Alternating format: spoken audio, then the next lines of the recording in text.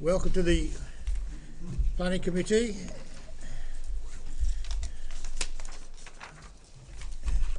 Please can all attendees ensure that they've entered the, sorry, you don't have to enter car registration on this in this venue, the previous one. In the light of recent guidance from the government, it asks where you can to wear a face mask during the meeting.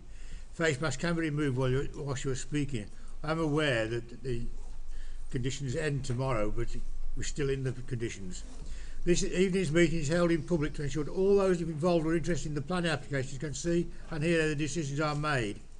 It's important that the speakers are able to present their information without interruption and that the council members of the committee are able to hear and consider the material presented. Only those people who have been notified are able to speak. I'd ask everyone else to remain quiet, not to interrupt the meeting and to allow the members to make their decisions. I remind everyone that council meetings can be photographed or recorded and ask all participants to recognise the importance of the planning process. Please let everyone silence or turn off their mobile phones. Before I get into the agenda properly, I have a sad announcement. The Vice Chair of the committee, Jackie Loveridge, died last week, and she was a long-serving member of this planning committee. I think we would be right to have a couple of moments silence to remember Jackie. Okay?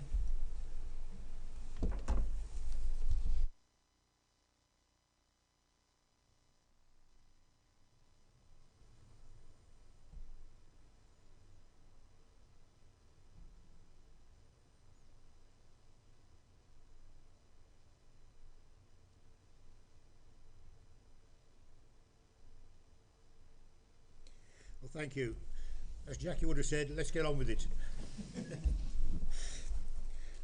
Item 1, apologies for absence. Yes, Chair, we have apologies from Councillor Nedge Hill and Councillor Bob Wellington, his son. We have apologies from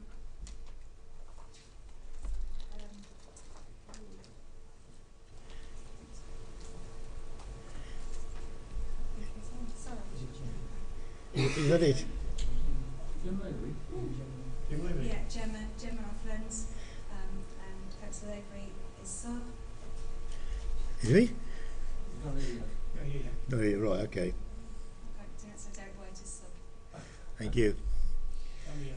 Right, item 2, declarations of interest. Yes, Peter.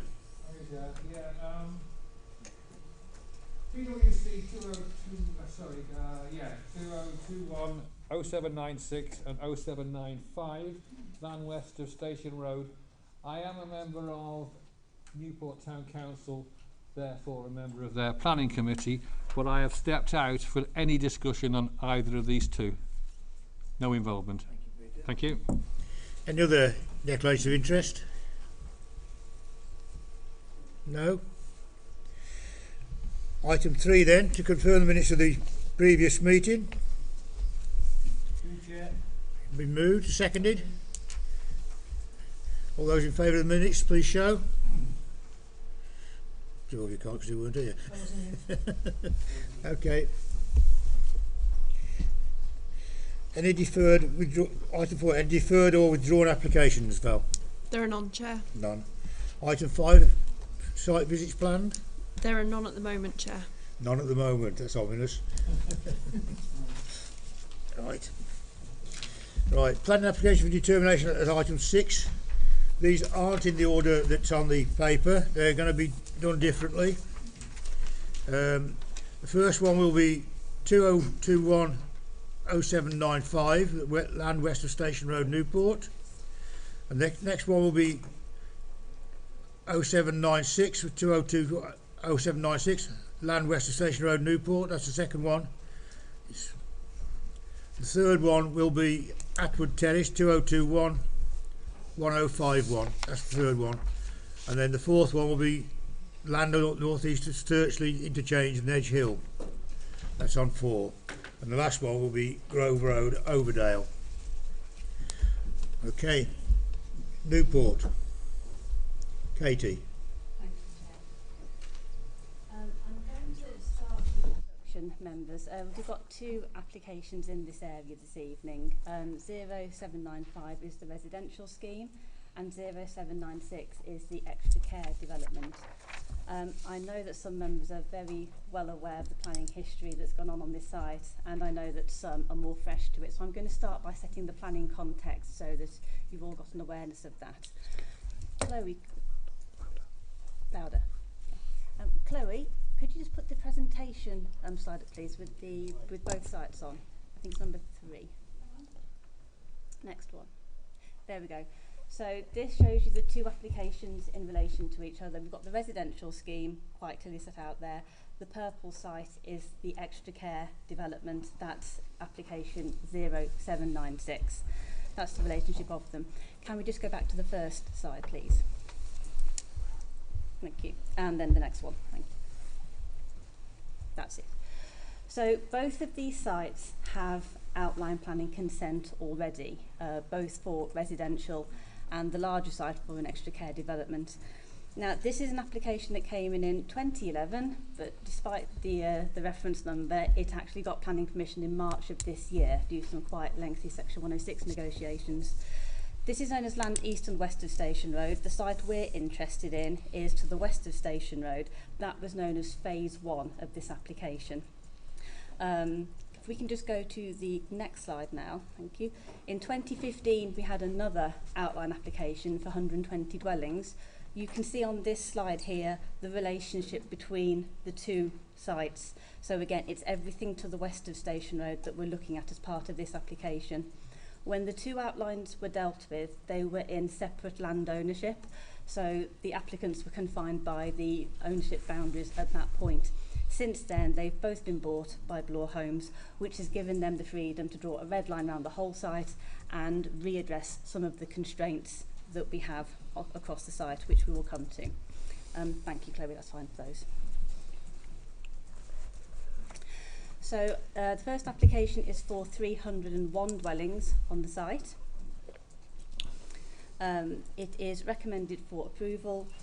As part of in the report, you will have seen there were some small matters that were outstanding, largely due to details on the planting, the woodland barrier along the A518 and the woodland maintenance contribution. Additional plans have been received and negotiations have taken place with the tree officer during the intervening time. Financial contribution has been agreed at £25,000 and he is satisfied that we have a planting specification in place that will address the issues he previously had. So with those amendments and additions in mind, the recommendation is still as it was for approval, subject to Section 106 contributions and conditions. Thank you, Chair. Thank you. I have some speakers on this one. 0795, Councillor Andrew Eade.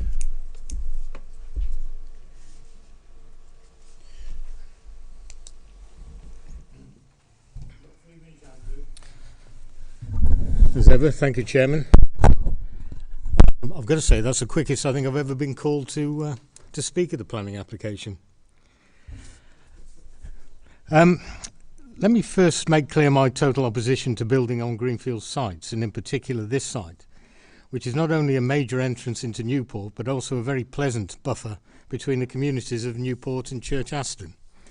Sadly, the lack of a local plan, coupled with the council's ownership of that land, scuppered that argument a number of years ago. However, I would like to say that on balance and to their credit, Bloors have been quite open to listening to our concerns and have accommodated quite a large number of requests and suggestions, modifications to their original scheme.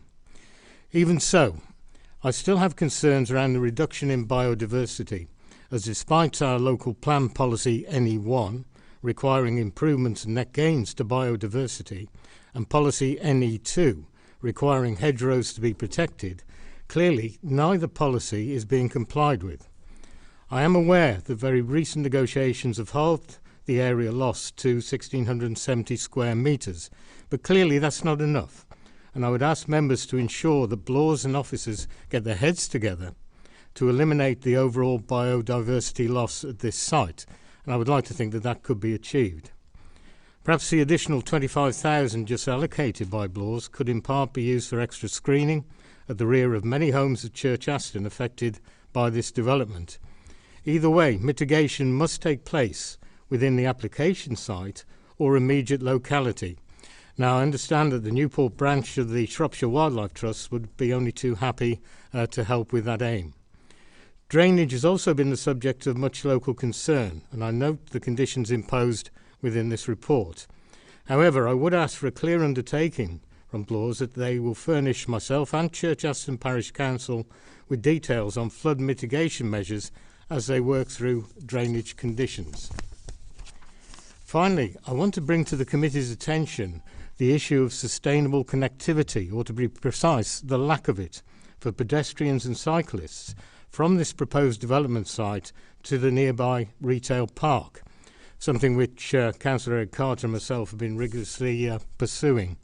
Chairman, I accept that this issue cannot be directly influenced by Bloors Homes, as the neighbouring land on which a footpath could be constructed lies in different ownership.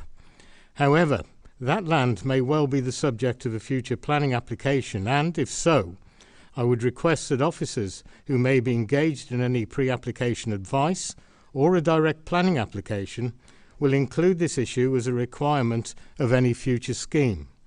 Chairman, can I please request that members specifically confirm this approach and have it minuted in order to provide a clear steer to our planning officers on what is expected and desperately needed in that locality. Thank you, Andrew. How was that for time? It's probably a first for you, Andrew, actually. It is a first, yes. Mr. Bill Harper, please. From Church Aston Parish Council. Yes, thank you, Chairman. Thank you, members. Ladies and gentlemen, my name is Bill Harper, Chetwynd Aston Woodcote Parish Council. Can you hear me okay? Thank you. The parish are pragmatic and as such support the new and environmentally aware proposals and provisions in this development. They also recognise and applaud the great efforts that have in respect of green agendas and sustainable solutions that have been offered by Bloor Homes. Thank you for that. The parish, however, sees that not enough thought has gone into prioritising the most affected in this. The most affected are, in fact, the parish council in which this development sits in. There has been no real contribution to the appeasement and abatement of those local issues in respect of traffic calming on Pave Lane, and I'll cover that more deeply now. On the 8th of September 2021, a meeting between Church Aston Woodcote Parish Council, Bloor Homes, Mr. Whitehead attending, the councillors raised the concerns of traffic from this development turning right out of the development to go to the Sheep Island, and those that were then going to Telford would turn right on the A518. Others heading to Wolverhampton direction would not take the signposted route to Aldi roundabout to go up the A41, but carry on through the village of Pave Lane. This is untenable, frankly, given that it's a road with many houses right on the road. There is a forest school there and a nursing home. They'd illustrated that a traffic survey, in fact, didn't show that our concerns were anything in particular that we should worry about, but they did identify that there was £100,000 of 106 agreement money earmarked for highways improvements in the area. And although we applaud that, I must reiterate, it's those that are most affected in Pave Lane are not going to benefit from this. Councillors raised the issue of parking on the care home site, which I think we're coming to in a moment, but I can't talk on both. It was identified, Mr. Whitehead, that the site included a greater number of spaces that required by the policy, but accepted and agreed that in this case the parking provision is less than required and will become an issue during shift changeovers at the care home.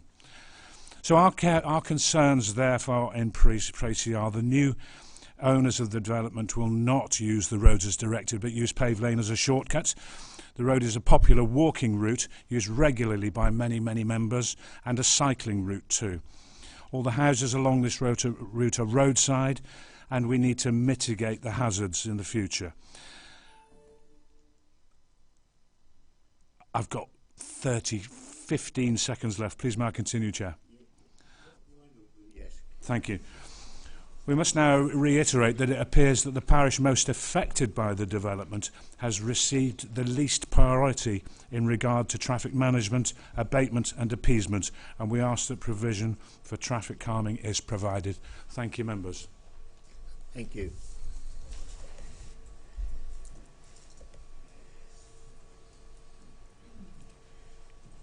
Mr. Paul Degg, please.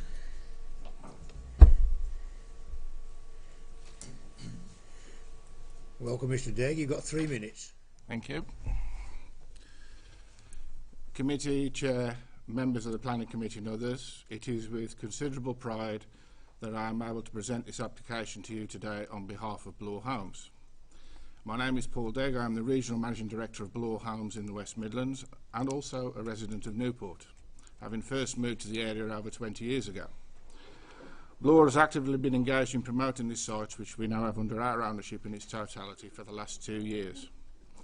Working with your officers and professional staff, we've prepared an application which meets local policy requirements. It tidies up the numerous extant and current applications for the site and instead presents one comprehensive and carefully planned application. Our application is recommended for approval by the case officer, and the majority of statutory consultees support the scheme, subject to conditions, notably with regards to education, affordable housing, drainage, ecology and arboriculture.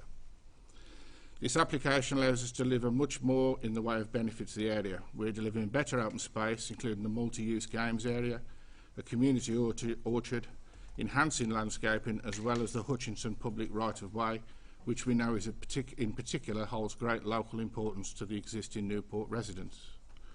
We are also providing a wholly affordable extra care facility in partnership with Wrekin Trust, which is also on the agenda today. It also allows us to deliver a comprehensive Section 106 package, which I know local people, elected members and the council care deeply about. This will see over £3 million invested in local infrastructure, particularly education and highways. I hear what council leaders just said regarding the pathway from the Sheep roundabout to Lidl and Aldi at the Newport Retail Park on the A518. We would of course be happy to work with officers to apportion part of the footpaths and highways contribution to accommodate this. Members will have received a note from us in advance of the committee summarising the details of this application. We have tried to emphasise the commitment Bloor Homes has to the effective engagement with the community, something we do as a priority with all of our strategic sites, and continue to do even after planning permission is in place. We are keen to participate and support in community initiatives. As an example, we are already supporting Newport Rugby Club's under-16 tour as sponsors. Given all of this, and hopefully with the support of members today, we are looking to promptly deliver, alongside the extra care facility, 301 high-quality new homes with an agreed affordable homes package to support your housing need. As a 5-star house builder and with a reputation in delivering desirable new homes, I can assure you that this development will be of the highest standard of design, quality and sustainability. Thank you very much. Katie, back to you.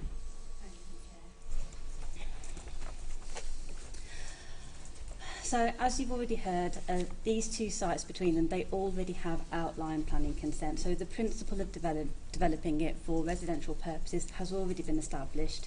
It's important to bear in mind those applications are still live, where the applicants do want to pursue them through to reserve matters. They could apply for that at any point. In fact, we have a reserve matters application on what is effectively the care home area, the extra care area of the site. We have an reserve matters in at the moment, which is being held in abeyance precisely because the constraints on the site are proving very difficult to deliver. So the reason for approaching it this way is primarily it's been driven by the Hutchinson Way. Through the outlines, although it was only points of access that were confirmed as part of that, so the points of access into the site have been agreed and they are fixed. Everything else was a reserve matter. But in working with the indicative layouts that came forward with the outline, the Hutchison Way would have been diverted down residential streets, and it would have been very difficult to retain the ecological features around the north of the site. So it's very well treed around there. The Hutchison route is it's a nice green route, and that was a key driver for Blaws in listening to the community and wanting to be able to deliver that. That has caused quite a significant land take, which means that other parts of the site have had to compromise, but that has been a key thing that the community wanted to see, and they've been able to provide that.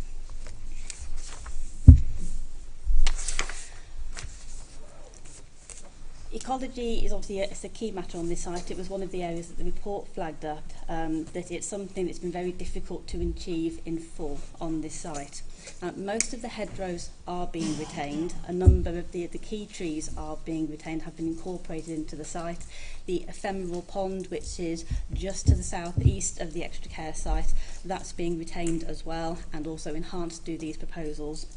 One of the more difficult areas has been along the A515 and the tree belt that we have there, and the report, the committee report did flag up that we were still in negotiations about that as to whether we could retain any of the hedgerow and planting that is along there. Now, I would ask members, just allow me to find the page, if you'd like to look at, pages aren't numbered, but if you look in your agenda at these plans here, which are the site layout, north and south, you'll notice that the area that goes along the A518 in the plans in your agenda, it's all hatched in red. So at the time the report was produced, all of the trees in the hedgerow there were expected to be lost. This is because we've got the section 278 works to the A518. It needs to be widened to be able to allow the access into this site, which again has been established as a point. It's the outline consent, so that is fixed.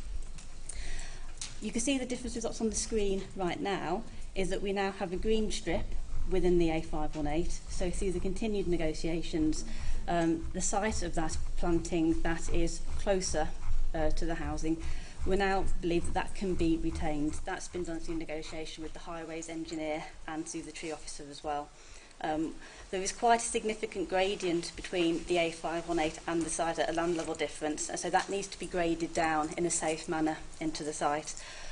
Previously it was going to be a 1 in 3 slope, and now it's been shortened to a 1 in 2, so slightly steeper, still safe in highway terms, but it allows us to retain the hedgerow planting. The tree officer advises that the species that are planted there are used to being disrupted in terms of their root development, so they will grow back fairly quickly in comparison. And then we are securing other planting in that area as well as the contribution as well.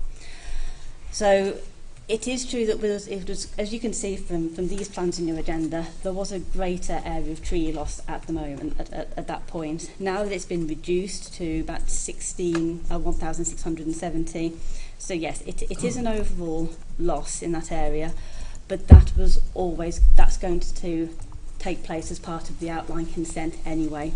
So the question for members to consider is how much more is this application giving us than the outline consents that we already have in place. The benefits to the Hutchison Way is a key factor in that. In terms of the overall layout of the site, there are 5 character areas. The design has drawn on the local vernacular of Newport. There's a selection of housing elevations in the presentation for you, in addition to the ones that are in the report. All of the houses meet the NDSS standards for this site, and that's been provided alongside their floor plans. We also have a number of accessible dwellings on this site. Now, you may be aware that the Homes for All SPD was adopted very recently. This application, it doesn't quite meet the requirements of that SPD for accessible dwellings, but it was adopted very late in the process for this application.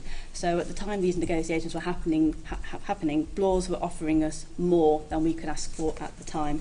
So I think in total it's 6% of the units across the site are capable of being adapted for wheelchair users and other users. In terms of the highways, so you've heard we have the 2 access points that are already fixed. There are walkways and pathways being created around the site. The central spine can accommodate a bus route, which is part of what the 106s would go towards. It is probably a useful time to pick up on Councillor Eads' observations about a footway. I wonder if it'd be useful to put the outline application up, just so we all know which part we're talking about for this.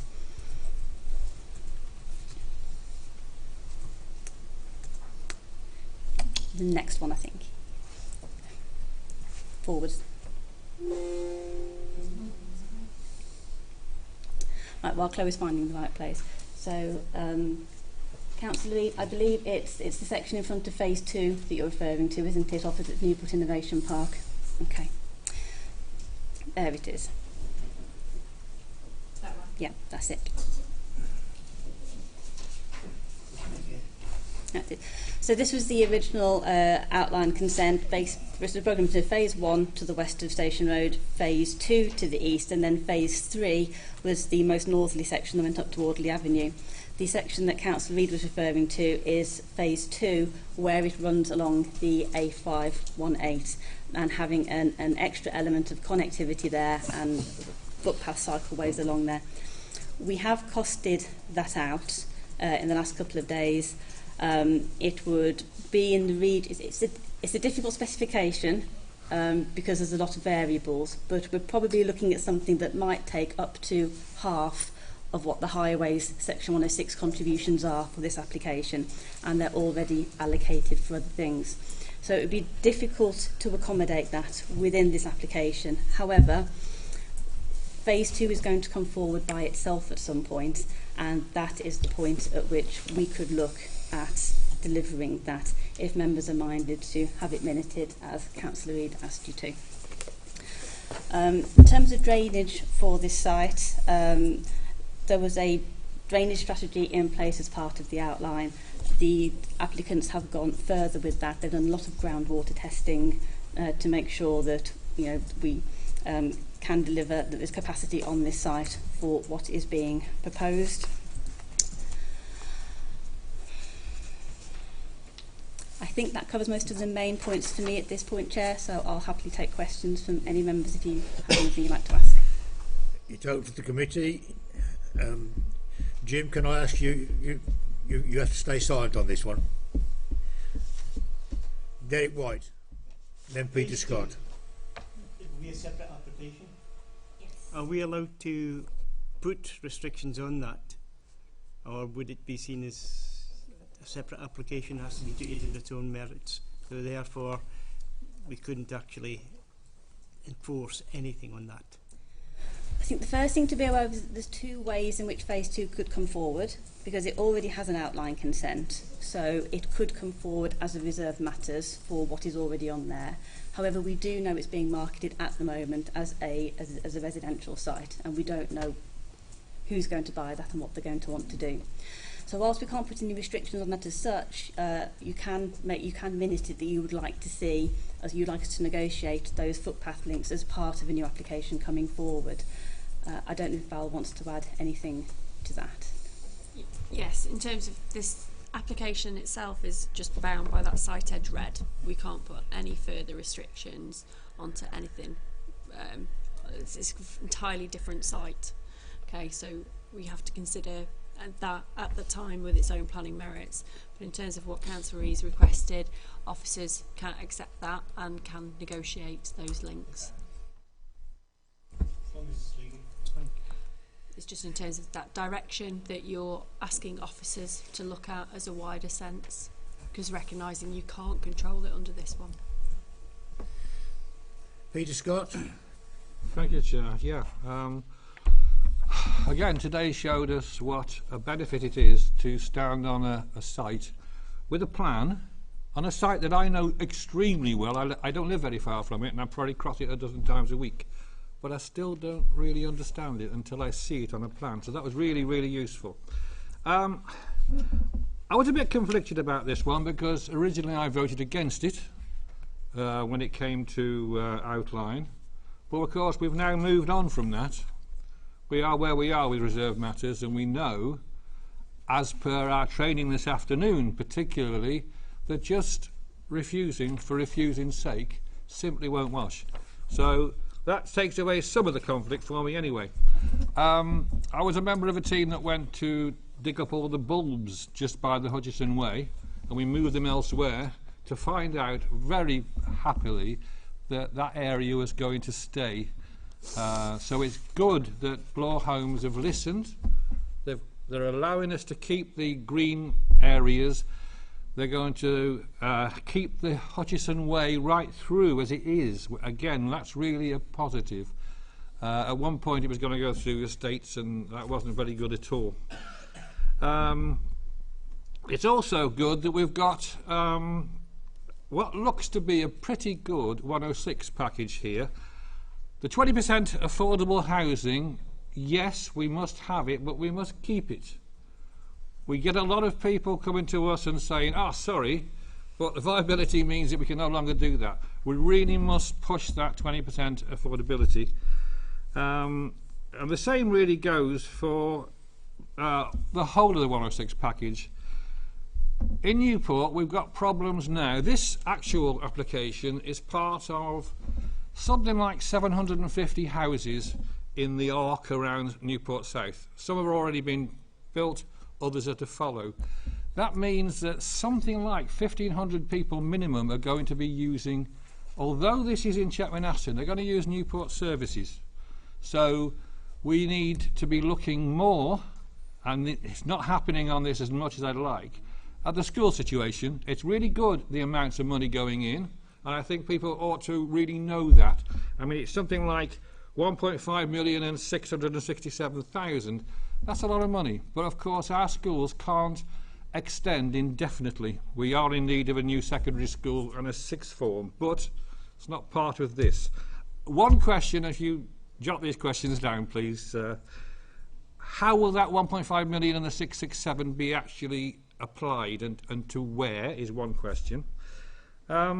One of the things that I'm glad to see it came through Newport Town Council and Councillor Nelson, who was pushing this, is we're looking to get community benefit out of this, and I think that's something that people need to understand, that when we look at a reserve matters, it's not a case of turning it down so much as what can we change, what can we improve, what can we get for our community. So it's good again to see that Bloor are willing to work with the community to get all that. The crossing, I believe you've just shown us where that's going to be. I remember Councillor Eric Carter saying this a few years ago when we passed this one. There needs to be a crossing there, and there really does, because you're thinking about the amount of people. But crucially, yes, just there, that's right. But crucially, when we stood there today, you will have seen how busy it is. It's a very busy road. So we really need that 30, as you can see there, to be extended to the Sheep Island. I would hope that that could be part of the highway situation. And the other thing, the next question to answer for me, please, is please explain what we are actually getting for our money on the highways situation. Because as Councillor Harper said, will it extend out into Chetwynd Aston? I think that's important to know. The other question I've got is about the drainage, if that can be explained to us.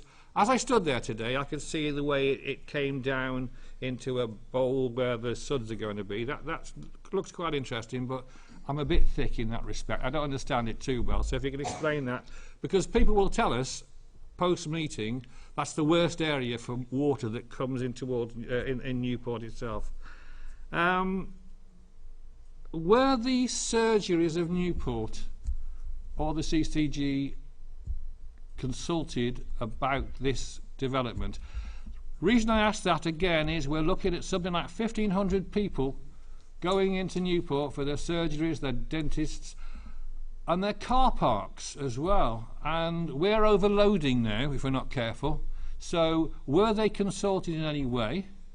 And as a further note on this for future applications, please bear that in mind, because we can't keep going like this and just have things coming forward without dealing with the infrastructure, because that is what it's needed. So I think that's roughly what I've got down here. We do need to be thinking, though, about the future infrastructure, but the questions I've given you, thank you for listening, because I know I've gone on a bit. I would be very pleased to hear what you have to say. Yes, thank you. Right, so the 1.5 million for schools, Education have given us a brief list in the report of where they would see it needing to go. In addition to that, I mean, I have spoken to them about this, and what they have explained is, in fact, you hit the nail on the head. You said, you know, the schools have taken quite a lot of extra, you know, pupils already. So Education, they've had the easy wins. You know, they've done what's the most straightforward thing to do. They've extended schools here and there. So they are at the point where they know they need to do something more. A new school is really what they need, and in order to do that, a number of factors all need to come together at the same time. They need to have the right site for that, they need to have the number of pupils to justify it, and they also need to have the pot of money as well. So I think based on the last school that we built, the last primary that we built in Telford, it was around £4 million to do that. And I think with inflation and the increase in building costs recently, you're probably looking at nearer 6 or 7 to do that now. So this 1.5, a lot of that would sort of go towards that pot and what they already have, towards doing that strategically. So that's my understanding of where that would go. They are doing a feasibility study at Burton Borough at the moment to see what capacity there is and how much they can build in extra there as well. Does that answer your question on what they want for education? I expected that kind of answer. Okay. Now, the extension of the 30 miles per hour, I am sure this was actually discussed during the application with the highways engineers, and whether there was a justification for it. I seem to recall that there wasn't in terms of the speed of highways, but that is something that we could speak to them about again. I know that our highways engineer did speak to the police about various speed limits and whether they would be in favour of enforcing those with us, and they weren't in any of the cases around this application. We've got a speed indicator device, literally, well, you can see it, oh well, you can't quite see it there, but not further down that road there, which does indicate speeding, and we saw that today as well. So it's something that really needs to be considered properly, because that road will simply get worse, and that's not just me saying, oh, it might do. It makes sense that there's going to be more traffic going onto it, in which case it ought to really be part of this. Please. In terms of the money for highways, is it specifically the strategic highways that you were interested in? Really what we're going to get. I mean, we hear about a puffin crossing. I'm not quite sure what a puffin crossing is. I know what a pelican is, but not a puffin. Just what are we getting for our money in terms? How will that road, or other roads leading up, how will they improve when the money is spent? Okay.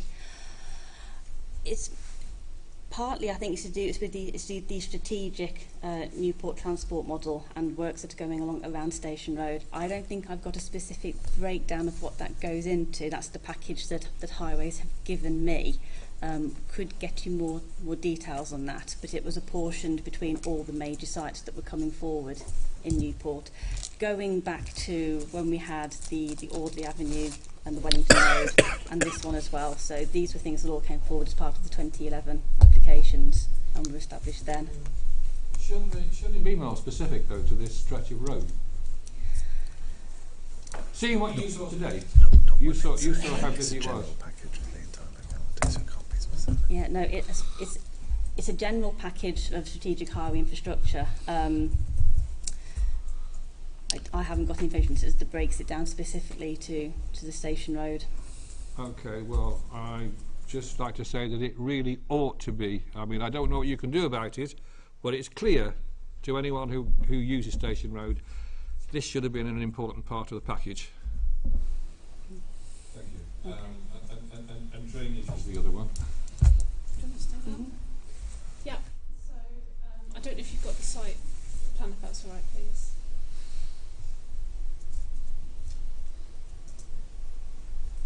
Thanks, yeah, that's fine. So, as you said, the site generally drains towards the centre, which is where the Suds ponds have been located. There's a series of ponds being provided on this site, so various elements will drain in at various points along those ponds, which all connect. and the idea is that they will outfall to Millwood Mere. So the runoff will go into Millwood Mere, sorry. Those ponds have been located at the lowest points in the site to allow the natural drainage to reach there, and they're also forming a sort of corridor area of blue-green infrastructure. They, slightly differently to the previous application, the site is all going into Millwood Mere. For this one, there was some going towards the southwest in the former application. Part of it was draining that way, and the bulk of it was still draining towards Millwood Mere.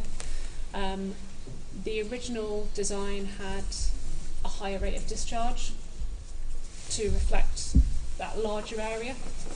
After discussion with the developer, they brought it back down to the previously agreed rate, which had been done based on an assessment of what Millwood Mere could cope with. So normally you look at what the greenfield runoff rate, the pre-development runoff rate is, and you'll maintain that.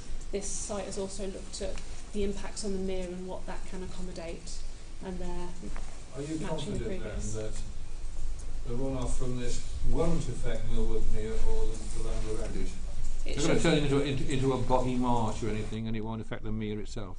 So that the developer has submitted assessments based on standard methodology that say it shouldn't. No, that area will still be wet. It's an existing wet area, which isn't necessarily a bad place to put suds drainage. The detailed designs will say whether they're going to be lined or not. So whether they'll allow for some infiltration into the ground, and vice versa, or whether they need to be lined so that there's no interaction between the ponds and any groundwater in that area as Will well. it be monitored?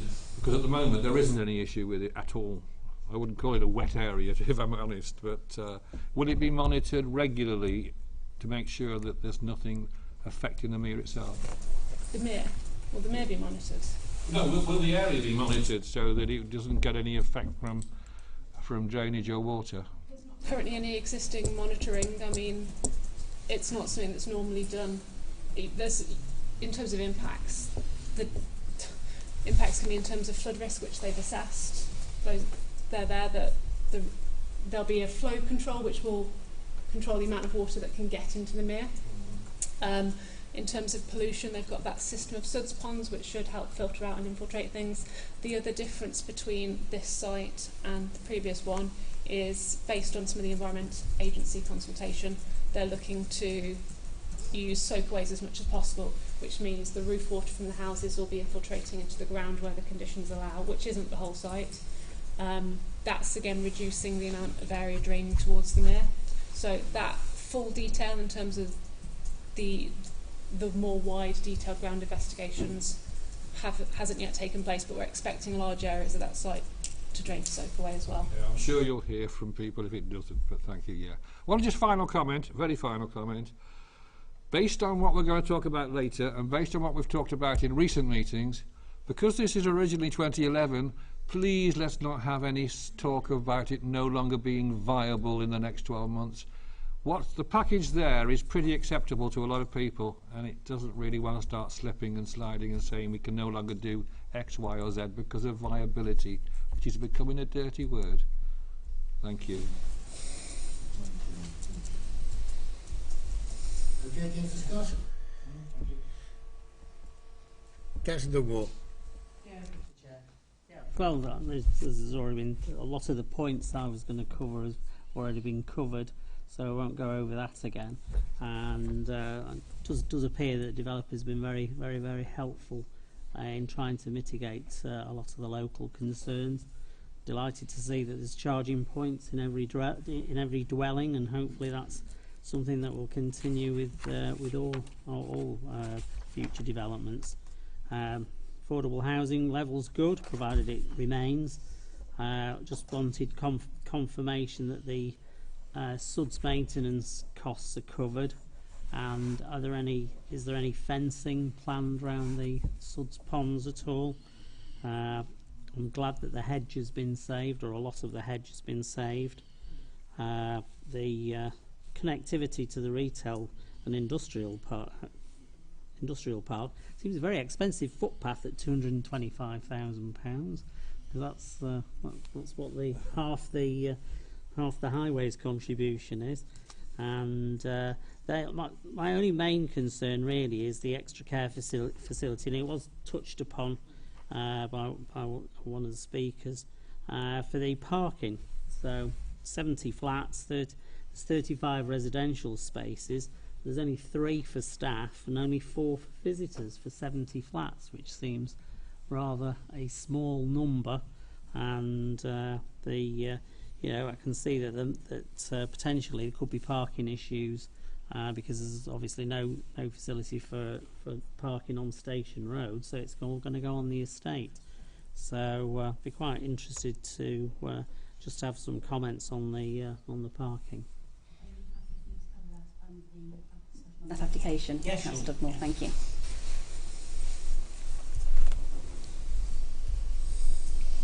Anybody else? Janice. Just one for me. I did attend the site visit today, and it's always sad to see green spaces lost to community, and that one looked quite well used for walkers, runners, dog walkers, etc. today. It's nice to see that they're keeping the pathways. I don't know the area that well myself, but what I could see, yes, the roadways are already busy because we struggled to cross the road as a group ourselves today. So I do think that we need to look at highways and putting crossings or different things like that, because otherwise we are going to see the loss of life in some of those areas. The traffic was moving quite quickly along some of those roads, so the 30-mile-an-hour zone definitely needs extended. And I quite agree with a lot of what Peter said on some of the other issues. Peter? Yeah, just one question you didn't answer, and that was about weather. And this is something that I think should happen, certainly in Newport area, going forward in the future. Were the local surgeries or the CCG consulted about the need, because let's face it, at the moment it's very difficult to get an appointment in a doctor's surgery anyway, unless you're seriously ill. It would only get worse when you start piling people into the town and don't address this. So were they discussed, were they consulted at all? No, it's only joining landowners to any site that's consulted in addition to statutory consultees. The application was advertised, there were site notices. I am aware from one of my colleagues that the nearby surgery has recently had an extension approved to improve its capacity. It's not, yeah, they have, but it's not really solving the problem, which will be added to by this and the other phase. But anyway, you've answered my question. Thank you. Chair, if I may just come back in on the CCG comment. In terms of a statutory consultee, CCG are not part of that. However, they are aware of our plans in terms of housing growth and development within the borough, and they liaise very closely to our local plan colleagues. This site has got an approval for some time. So whilst the Section 106 wasn't signed in the actual decision, but the resolution's been there for some time, so they've been aware of the sites coming forward, and they've been involved in the local plan when that was adopted in 2018. So in terms of growth wise, they recognise this is coming forward. As we move into the next bit of the local plan, I'm sure we'll see some more further strategies coming out of the CCG as that moves forward in terms of what will be expected. So we can assume from that then that they feel that there's sufficient coverage for doctor surgeries in Newport at the moment. At the moment, there's been no request from them for anything additional. Okay, thank you. Councillor Wellington? Thank you. Yes, I visited the site this afternoon as well. I noticed there's a natural pond on the plan there, which is going to have a roadway that's going to come right up to the edge and round it. Are there any considerations to keep that alive and active pond, not turn into something stagnant?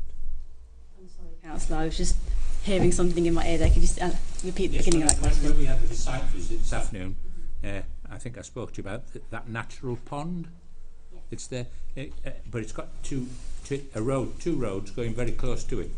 Are there any things happening to make sure that pond stays live and active rather than turning into just a stagnant water? Yes, in fact, if you look at the site layout that's on the screen just now, so where the pond is located is to the southeast of the purple area where the extra care unit is. With the previous outline consent, the access road involved 2 roundabouts and came a lot closer to the pond. So one of the big reasons why these applications have come forward the way they are, that it gave chance to have that road layout reduced and revised to give the pond more space to breathe. So it's going to be enhanced as part of it. Our ecologists have been involved. There's a greater green space around it. So yes, this layout is very much in favour of supporting that pond and allowing it to continue existing as an enhanced ephemeral pond. I think Peter's raised a very relevant point, and whether we have them, the CCG, as a natural consultee for any large development, then I think somewhere along the line we should be automatically including them within them and having a comment. I visited, in my role as chair of scrutiny, a development that had been created, and I went to I was talking to the surgeons and the people in the surgery, and they had not been consulted regarding the care home that was very close by, but there was this natural expectation that they would pick up the tag, and they were struggling like hell, and this is completely there. So it is something that we should be bringing up and making sure that if we're going to put larger developments, we should also have the complete infrastructure, which includes health, because you cannot just naturally get a doctor to come to especially a care home setting where you're going to need need medical care. You need to ensure that the CCG have got their input and tell us what the hell they're going to be doing in the future. Thank you. Eric, I'm sure that's been noted by the officers. Yeah. Any further debate? Will somebody move the recommendation then? I'd like to move it with the addition that we ask the developer of the next piece of land to take on board Andrew's comments.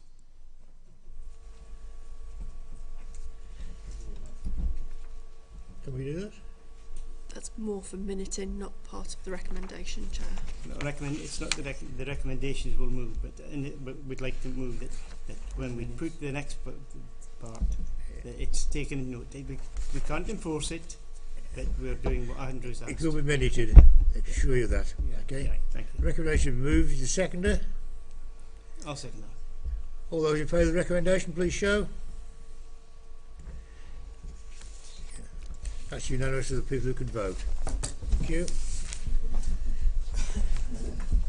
So that's allowed. We now move on to 2021-0796, and that's Land West of Station Road, Newport, and this is the actual care home in the main. So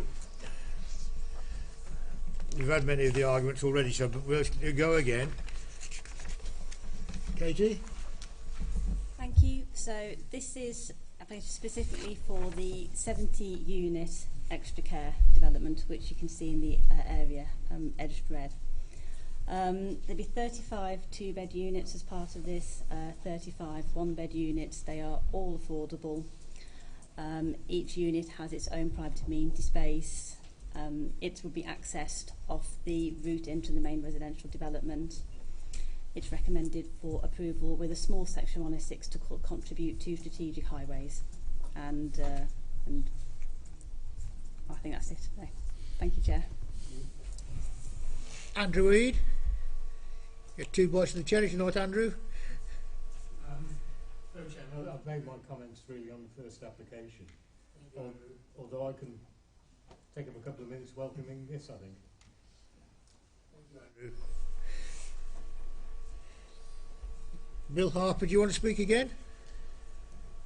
Thank you, Chair. No, just to repeat that there's an issue around the parking spaces on changeover of staff.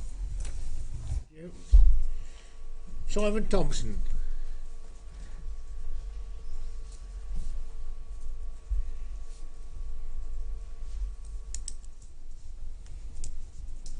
Chair, thank you, committee. You've got 3 minutes. Okay. So I'm Simon Thompson. I'm the Director of Development for the Wrekin Housing Group, and I'm here to speak in favour of the extra care development. I've got to say that an extra care or a site for older persons in Newport has been a bit of a holy grail for us for many years now. We've searched for a site that would be suitable for it, and it's been really difficult to come by. I know our colleagues at Telford Wrekin Council have shared the same thoughts in terms of the need in the town itself. So this has been a really welcome opportunity for us to finally get a site that could fill this really important need in Newport.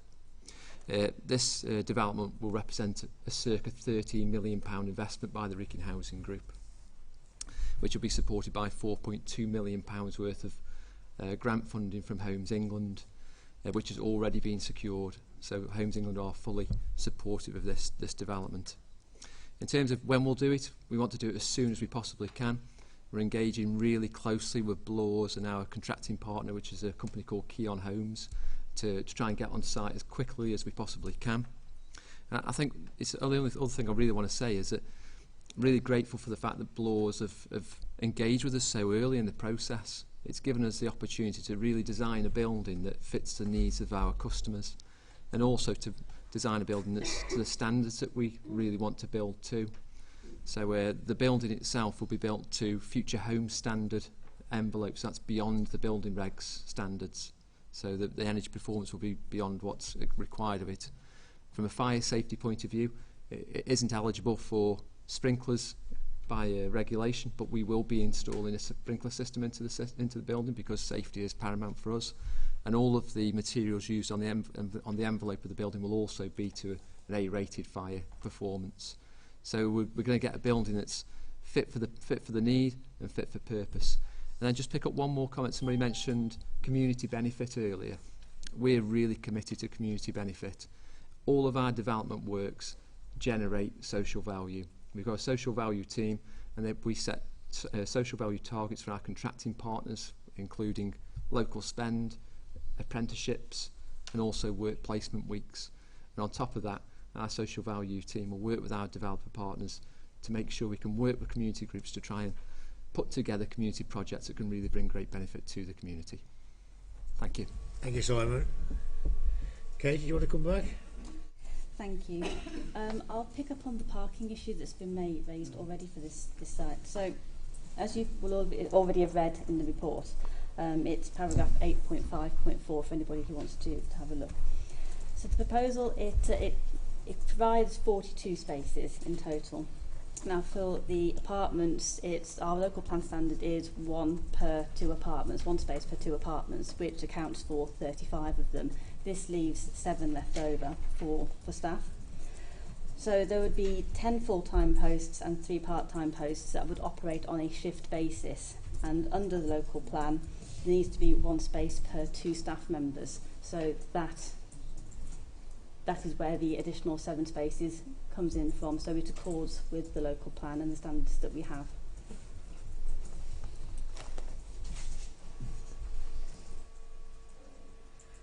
Okay. Go to the committee. Peter Scott.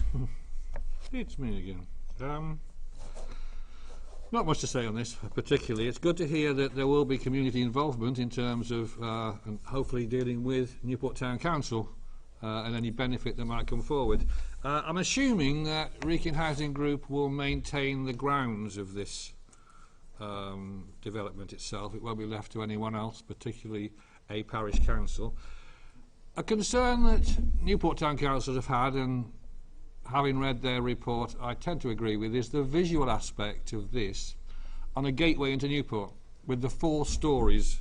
Is there any way that could be rejigged so it is more easier on the eye as we come into the town, because it's a pretty big development that, and it was never going to be there at one point. In fact, if you recall, it was going to be a Sainsbury's, which would have been even bigger, a bigger shock to everybody. But still, is there any leeway for a change in design so that it is easier on the eye and a maximum 3 stories as you come into town? Could we bring up one of the site plans, please, Chloe? Design is very open-ended. There's always more than one way of doing something. In planning, it's always a case of balancing up a number of issues. As you can see, it's got quite a contained footprint to fit within that corner of the site, whilst allowing the Hutchison Way to be where it is, or Station Road. Obviously, that's a defined constraint. You can't move that. If you were to take out the 4-storey element, then that's going to reduce the number of units that are available. In the original outline, it was intended this would be an 80-unit extra care. This has been reduced to 70. So again, if you take out that 4-storey, you're going to be losing more units. Otherwise, you'd be looking at a bigger footprint that would then start impacting on other things on the site. You'd either lose some open space, or there'd be less room to do something else. So it's a question of balancing this one to get the quantum of development, to get the units. It's had to have that 4-storey element in the middle, but they have reduced that to 3 stories on the wings to reduce that visual impact from those viewpoints. If more thought could be put into the visual aspect as people drive into Newport, that would be appreciated. The other thing I would hope is that when he's describing old people, he wouldn't keep looking at me. But there you go. That just happened. But yeah, if it can be. I don't suppose you can change it that much, but just be conscious of what that rather large building will look like as you drive into Newport, because currently there's nothing, and the change will be dramatic. When you mean visual aspect, do you mean purely the scale, or just the aesthetics, materials, appearance of the building? It's the size and scale, really. I mean, it's got to be big because it's 70 bedrooms. I appreciate that, but it's going to be a little bit large, looming almost onto the front of the highway as you come in. So maybe there could be a movement somewhere that just makes it look that little bit less huge.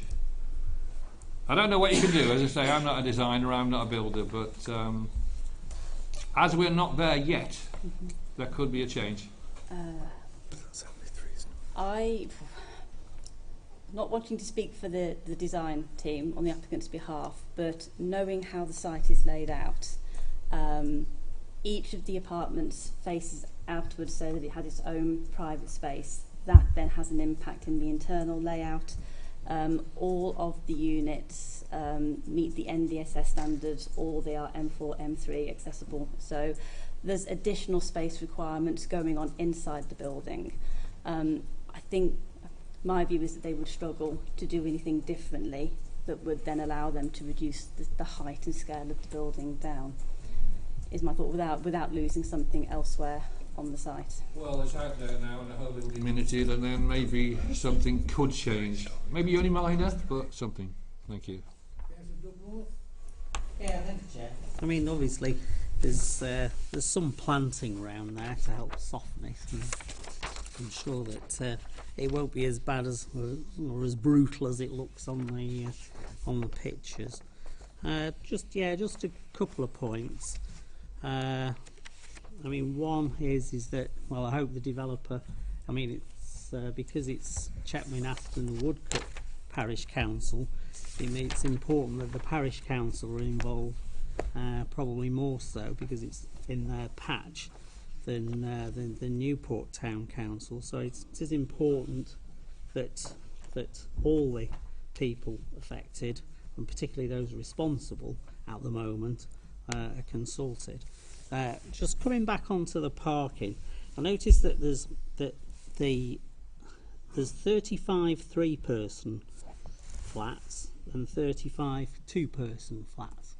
So potentially you could have 180 people living in there. Now then, the thing is that the CQC has standards of staffing, and that dependent upon how many people are living there. Now then, in 8.5.4, you've only got 3 spaces for staff and 4 for visitors. Now that to me doesn't seem sufficient, but I don't know where.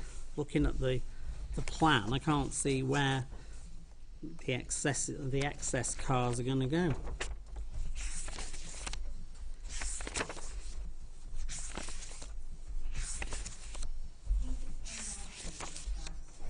especially with the 2-bedroom, 3-person apartments, you're going to get 3 adults living in those, all of whom are driving a car.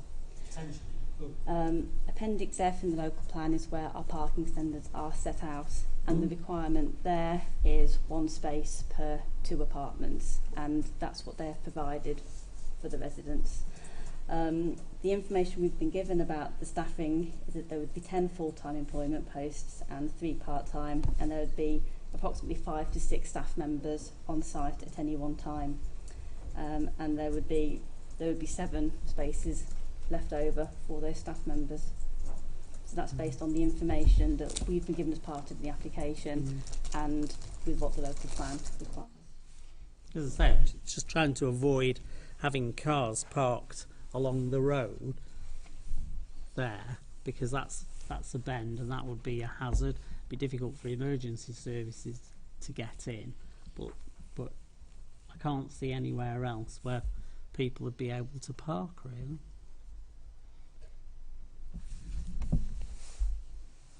I certainly think that the parking aspect of it seems very skimpy, especially when you come at Christmas time or Easter or those times when families are naturally going to want to be with their loved ones.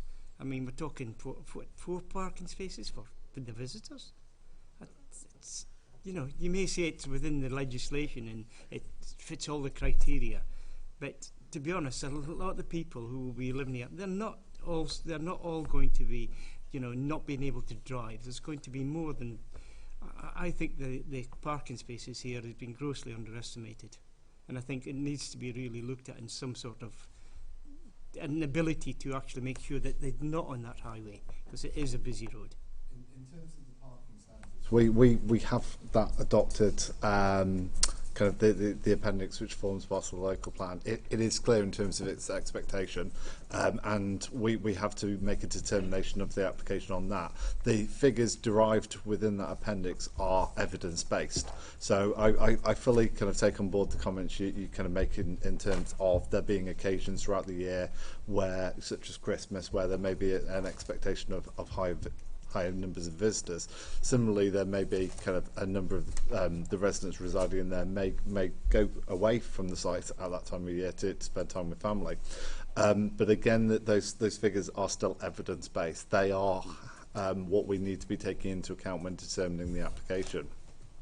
So the applicant, in terms of how they've prepared the plans and the parking, it is in accordance with that policy, which is kind of what we would expect them to do.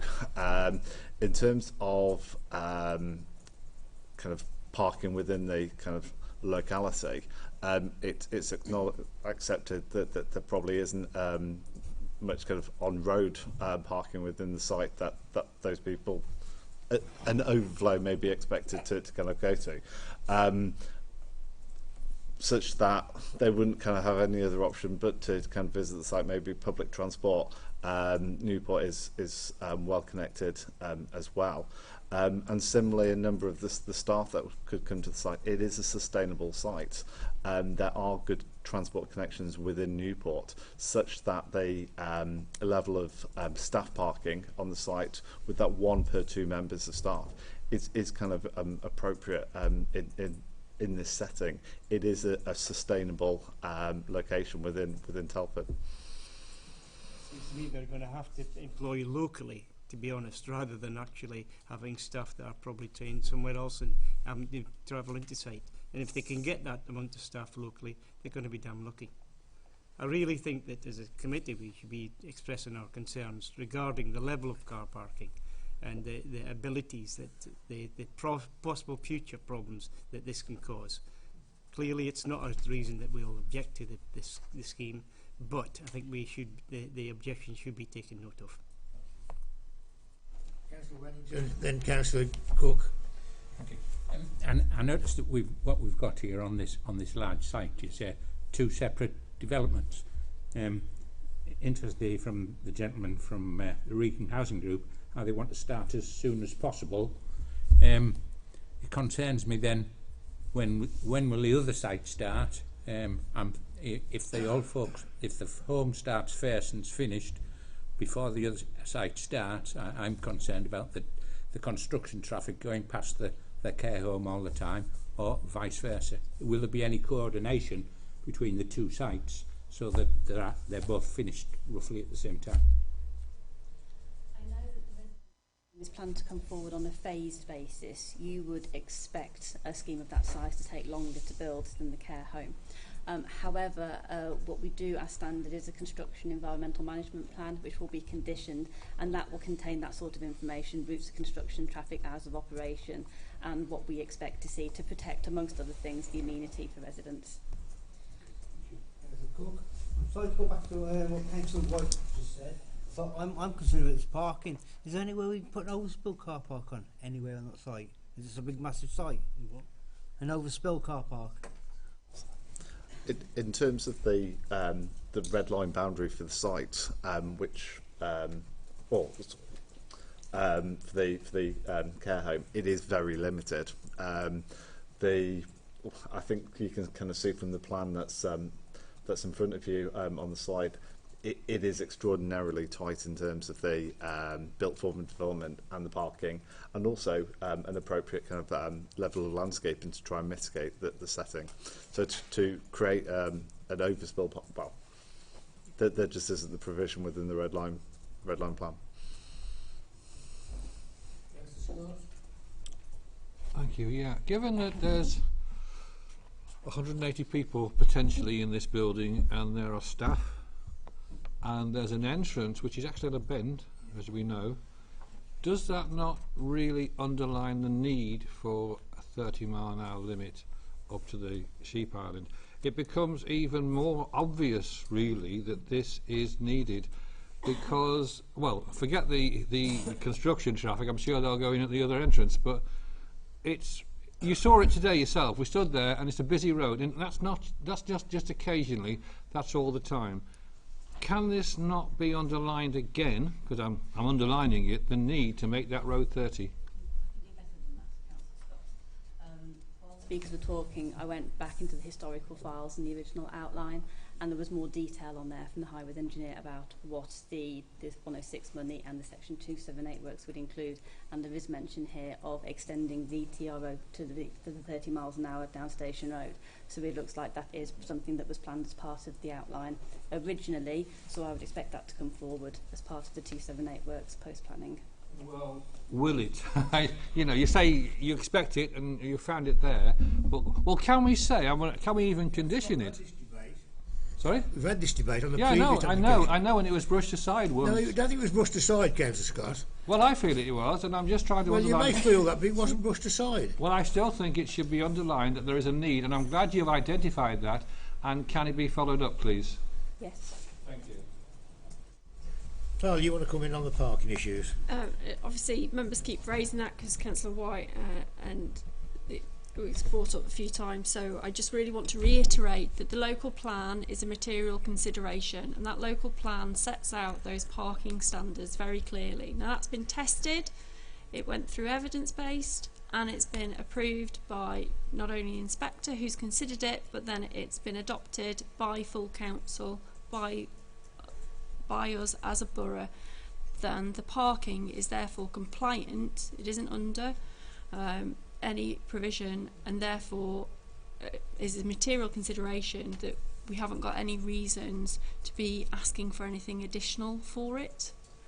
There's nothing material that's been given.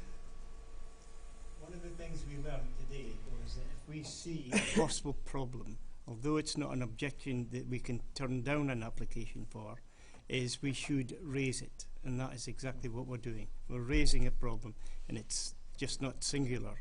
It's a number of us have raised the problem that we see a potential problem of long-term parking, and we ask you to take note that we've made this complaint. Absolutely, and I shall pass that back as well to our local plans team as they're developing and reviewing the local plan in terms of what those standards should be in the future. Okay. Any further debate? No? Somebody move the recommendation or otherwise? I'll move the recommendation and ask you to take note of our problems with regarding parking. Seconder for that? I'll second that. All those in favour?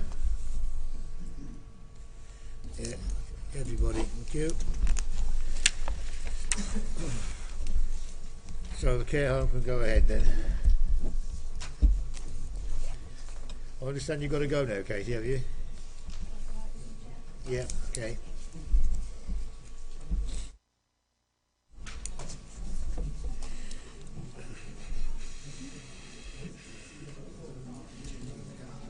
Go to Atwood Terrace now.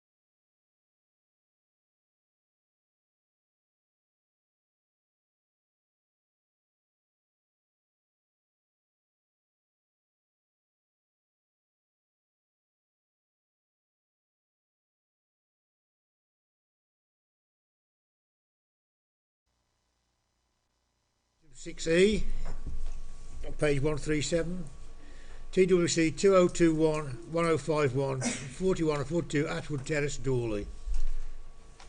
Thank you, Chair. Andy. So this is an application for the change of use of a pair of three-bed semi-detached properties from their existing C3 residential use to one combined property as a residential institution under use class C2. The property will be used to accommodate up to 4 children, young people, aged between 8 and 18, referred by the local authority social services team and requiring a period of care for a variety of reasons. Residents will be cared for on a one-to-one basis, 24 hours a day, with a manager also on site during the working week. The application also proposes a single-storey rear extension across the rear of both properties and alterations to the front garden areas to provide additional off-street parking. Officer recommendation is for approval, subject to conditions, and I believe there are speakers, Chair. There are indeed. Councillor Andy Burford.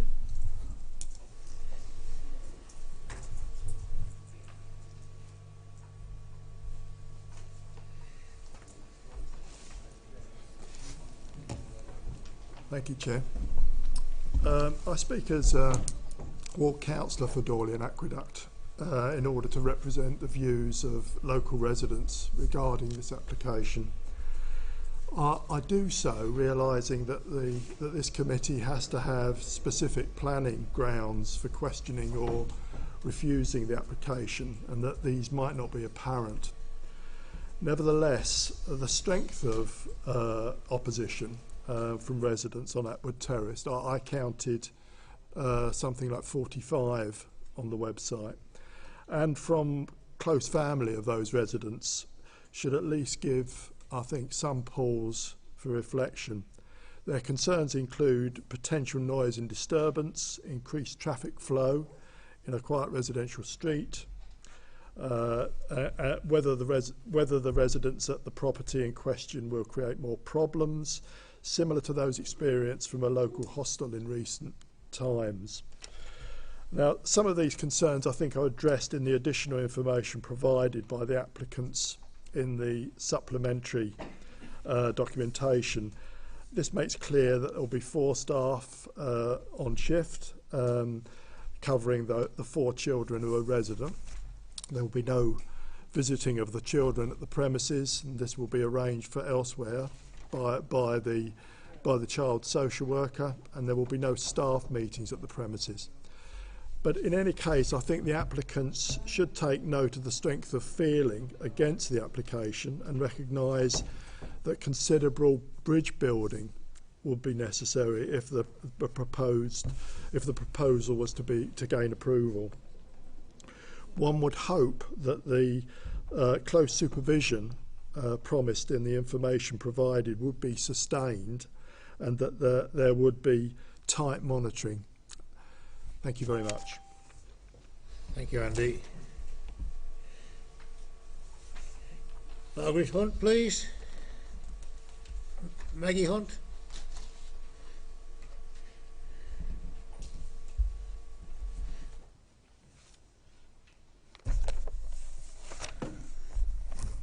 Good evening. I'm speaking as a Dorley resident, not as a councillor. I am on Great Dorley Council, but I'm speaking as a resident tonight. There are a number of things that concern me about this development, because I walk up and down that road twice a day.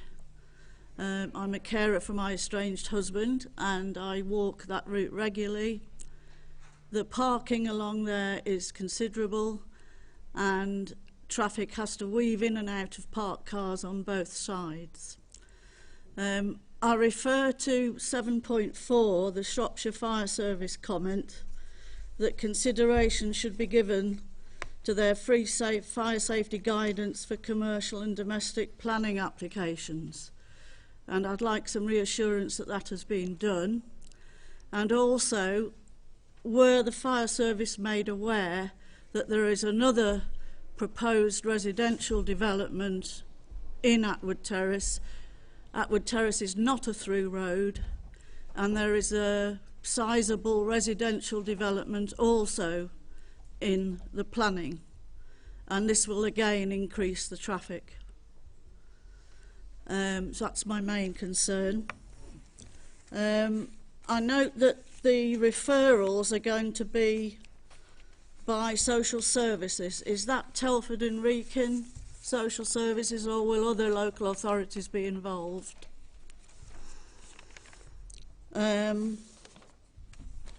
there, and also I think we need more information about the company that is going to run this facility. Do we have a name for this company? Do they have sufficient credentials? And also, you said there was a manager on site. It doesn't seem that there will be all the time, because there's only going to be one member of staff overnight. So where is the company based? If a member of staff needs access to a manager, how are they going to do that? So where is the company HQ? I think that's the main. And also, we're removing 2 houses from a residential street, which is diminishing the housing pool in a very nice area. And I think that's the basis of my concerns about this development. Thank you.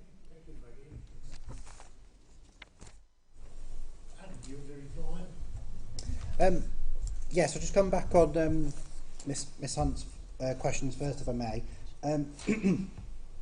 The application would be subject to building regulations in respect of the fire safety standards. Obviously, with it being a residential institution as opposed to a private residence, the building regulations are higher, so there's they have to have fire doors and fire alarms, which you wouldn't necessarily, not the same ones you'd have in your own home. So that will be covered by building regulations. The fire authority were consulted on the application at the end of Atwood Terrace, so they have commented on that one. Yes, the residents would be referred by Telford and Wrekin Council Social Services as opposed to a different authority's social services team. Unfortunately, with regard to the last question about the more information about the company, planning permission goes with the land as opposed to the company itself. So if members were minded to grant approval, they'd be granting approval of the use of the facility for C2 use, not for the use of the facility for C2 use by company X, Y or Z. We planning can't control who operates the premises, and equally in respect of the location of their head office or their staff. This is outside of planning remit, but if the one member of staff overnight needed additional help, that would be their company policy as opposed to a planning requirement. So that's not something that we can comment on, unfortunately. Just in respect of other issues, Chair, just give me 1 second.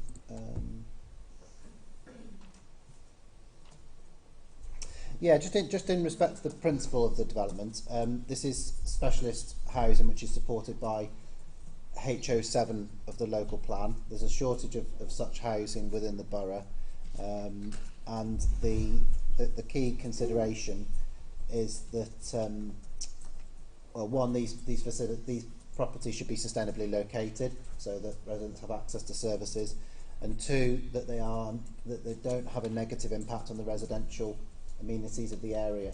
In this case, the property is proposing 8 off-road parking spaces, so that should negate any requirement to park on the street, which can sometimes be a problem with such proposals, and hence why officer recommendation in this instance is for approval.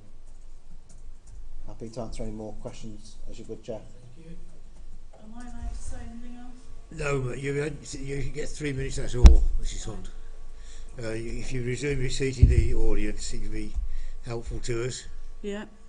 Thank you. It's up to the committee now to talk about. Councillor Dugmore. Yeah, thanks, Chair. I mean, training this afternoon was quite timely, really. So there's not really much to say about the application. What I would say is about the parking, though, because this application is 1.3 spaces per person that's in the building, whereas the previous one was 0.3. So there's no problems with parking on this one, because there's plenty of parking, which is something that was highlighted by the speaker. So I really don't see any reason why we can object to this application, particularly from what the barristers told us this afternoon. Councillor Fletcher. Unlike my colleague, I find that there are reasons to object to this type of application. Having a number of them in my ward, where they're private houses that have been converted into these small residential children's homes of sort for dealing with people that are children that are put into care, of varying ages, but usually the older age group. These properties do create parking problems. In spite of the size and number of parking spaces available, there is still parking problems created, and you get people parking out on the road, blocking main roads, bus routes, and also you'll get interference into the amenity usage by the neighbours. There's quite often disturbances at these type of properties during the day and during the night, which require visits from different services, including the police, to deal with some people who are destructive and are disturbed. And as this type of establishment, from my own knowledge and experience of the problems it's caused to the neighbours, I'm afraid that I really can't support it, Chairman. Thank you, Ian. Bob? Thank you. Yep. Do we know who lives in the 2 properties at the moment? And if it's private individuals, do we know whether they've been told to move out, or so how is it going to change from one use to another? Did I understand when you said that the children who'd be living there would be residents of Telford Wrekin? council when you said that it was the social services, or would children from out of Telford and Wrekin area be coming in? You also said that in planning, who the company wasn't part of the planning. If we pass this and say it can be used, if then we find that a company takes it on that is unsuitable to take it on, is there anything the authority can do about that? Do they get any say afterwards as to this is a company that's reputable and we think could do that? And I know people that complain about Dawley, there has been some house multi-occupation, but they tend to have been for adults. And I see this as, if it is passed, as a different HMO. A children's home, I think, is different from a person just saying adults can come and have a room in here. So they're my questions. Yes, thank you, Chair. My understanding is that the applicant is the current occupant of the property, so they're just choosing to move out, I think, and presumably they'll occupy another property. So it's not as if it's a rental, I don't think. But even if it was, unfortunately, if a landlord gave the requisite notice through the Housing Act or the whatever's applicable, then that again wouldn't be a planning consideration. In terms of whether the children will be from residents of Telford and Wrekin, I can only assume that because it's Telford and Wrekin Social Services that are looking to relocate these children, that it would be children under their remit. And then in terms of the problems, if problems were to occur, it's managed by Telford and Wrekin Social Services, and I think that these properties have to be Ofsted inspected. And obviously they work closely with the local police as well, so there's a lot more monitoring than there would be of children who were living in a C3 dwelling house. I was just meaning that the companies who are going to take, is going to be if it's going to be a private company that's going to take it on, does someone do background checks to make sure this company is a suitable company to run such a home, even though it's not a planning consideration? Yeah, if Telford and Wrekin Social Services are placing children in any such facility, they would have to do the checks on the companies. That seems the wrong way around. It's whether the company should even be allowed to start doing it because we think they have the qualifications, the expertise, rather than them come. So we say, well, we don't want to put our children in there because we don't think the people are capable of running it correctly. Yeah, I think you have to get the licenses from Ofsted before you're able to accommodate children. So the company is checked before children move in. Sorry. Just to confirm, what you're considering is the land use. That's in terms of the development, so that's what planning material considerations are. Then there are other regimes that will then consider who the business is and how that's run and whether that's appropriate, and that also includes Ofsted as well as part of that. So in terms of our remit is whether it's appropriate for a facility, regardless of who runs it, to be in that location. I appreciate it. I just feel be a bit remiss if just any people could just say, I'm going to take it on, and would the authority have any say in that afterwards? Could I just say, well, I'm going to run that, and I have no expertise in doing it? In terms of any business or use or property can change hands at any point, so in the planning regime we're not considering who it is that's specifically running it. We're considering just the use. Yeah, I understand that. Yeah, I just think we could be remiss what happens afterwards. But I take your point. That's not what the planning is about. Yeah, we just sort of consider the planning here, Bob, as you heard this afternoon. Yes. Derek. Yeah, right. This is not about. This is actually about the permission for CT use. The problem is that the granting of CT use and why we would be mindful or not mindful to actually grant that is based on the terms and conditions that are being put in here. That you're telling us that there is going to be 13 members of staff. There will be four children up to the age of 18. Now, I'm well aware that the council will make sure that there's stringent checks on anyone going into that home, but that could quite easily change. If once granted C2 permission, the company starts up, they flog it on, and then you don't have the 12, 13 members of staff. You end up with a cowboy operation that will take in different people, because I know the council will not put children into an unsafe environment. It does concern me that that this is about granting the thing and not having those fixed terms into positions such as the 13 members of staff, because with 4 young people you do need that.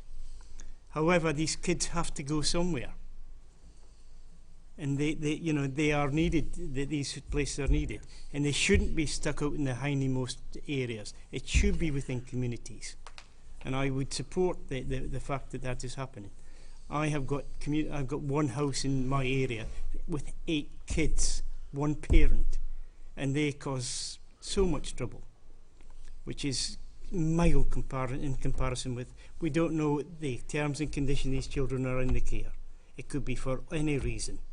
It doesn't necessarily mean they're bad kids being put into care. It just means they need extra help and support. I'm going to support it, but I really have got real concerns regarding the possibility that the company could up sticks and run, and that land would continue on, but not having the same terms and conditions that are within this book. Janice, you want to come in? Yeah. I fully support children being supported in this way within communities, not outside of communities, in country areas, etc., unless there's real issues and they need to be in that environment. Having said that, there's a lot of questions that are not answered here, and whether maybe it's not for this board. I will say that they do go through vigorous checks before they can even take the children in, and that's a must-have before, and I know that happens. Now, as Derek said, there'll be 13 staff. Now, I'm assuming that the 4 staff doesn't include a manager, and there's 4 staff on duty mornings, afternoons and evenings, and I don't know if this comes into this remit at the moment or not, but I do know that these staff get together now and again and have a meeting where they're all together, whether it's once a week, once a fortnight. Where are they going to have those meetings? These are the answers that are not in this document. So that then is parking issues. So they are going to have meetings where they all get together and discuss as a team what they're doing right, where they need to go, like I say, there's a lot of unanswered questions in here for me. 1 member of staff overnight really does concern me, and whether that's a remit again for this board or not, I don't know, because I know that probably never is the case. 1 member of staff, you will always have more than 1 member of staff staying there overnight.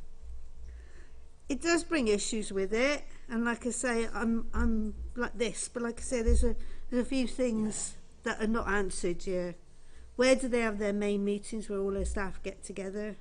It doesn't even mention that here. Is it off-site? If it's off-site, then some staff are going to miss out on those meetings. Yeah, in terms of the meetings, obviously there's 8 parking spaces on the site itself. So I think because of the regularity of the meetings, there's 2 options. One, not everyone may drive individually. They might share a car, or some of the members of staff may get the bus. So I suppose it can't automatically be assumed that there's going to be 13 cars there or 12 cars there. But the question is, even if there were to be an additional 4 cars for an hour, I don't know how regularly they'd meet, probably a month, is that going to cause such material harm that it warrants refusal of the application? That's members need to sort of satisfy themselves with that. So was that the only question, Councillor Jones? Or about the overnight staffing, wasn't it?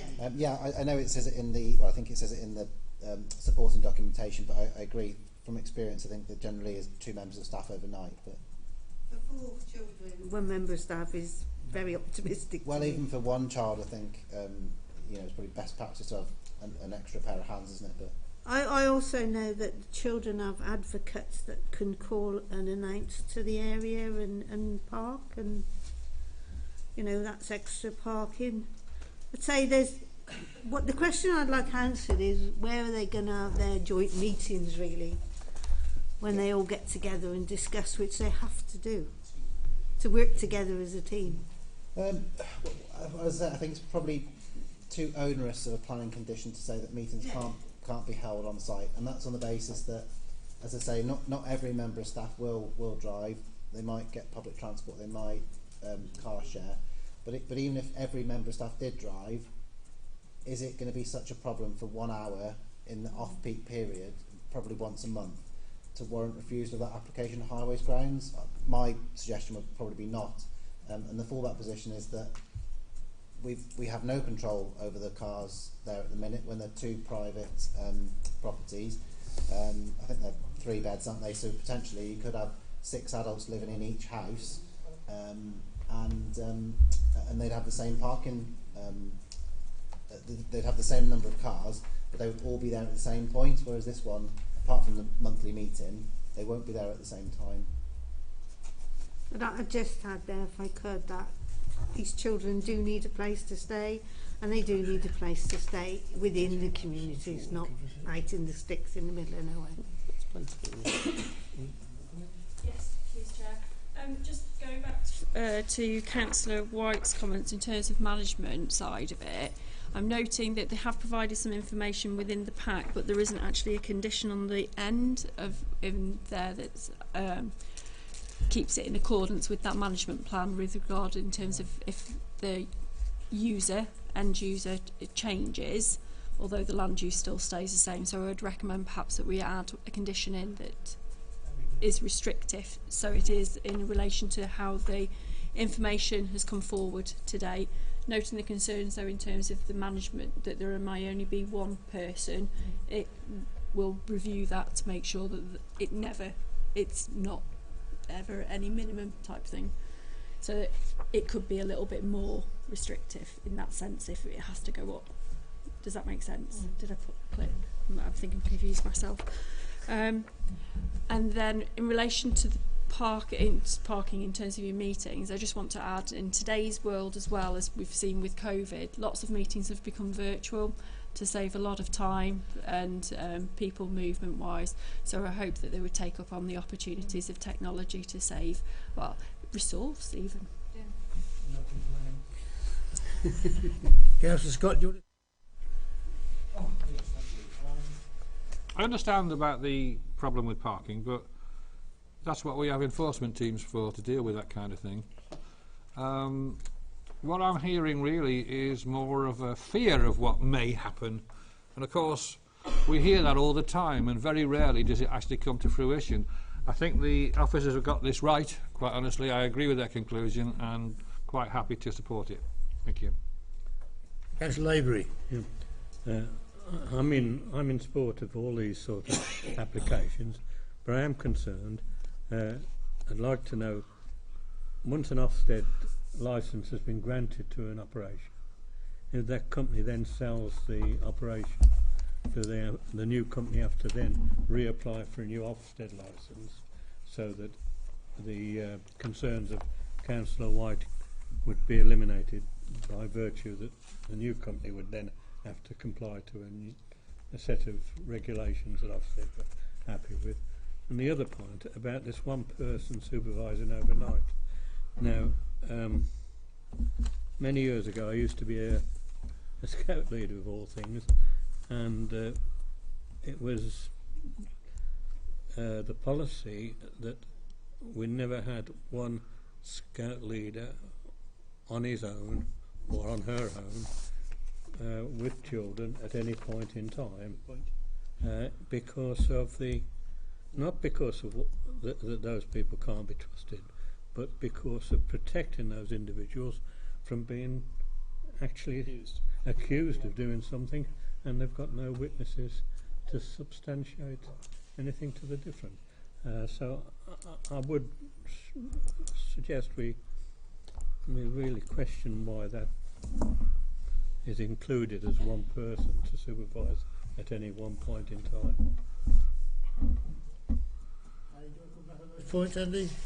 I think it's probably outside the planning remit in terms of because Ofsted will, if Ofsted consider it to be acceptable to have one person overnight, that's their standard. That's not for us in planning to determine. I understand as well that Ofsted do regular inspections of these places. Okay, any further debate? Oh, sorry, did you his Ofsted licence is transferred? Oh, sorry, no, I don't think so. It's a bit like any environmental permit that is specific to the company. It's the opposite of planning, whereas we grant permission for the land, regardless of who's operating. But Ofsted are different. They licence the operator as opposed to the premises. So if the operator changes, they'd have to meet Ofsted's requirements. Yeah. Okay, any further debate? No? Somebody move the recommendation or otherwise? I'd like to move the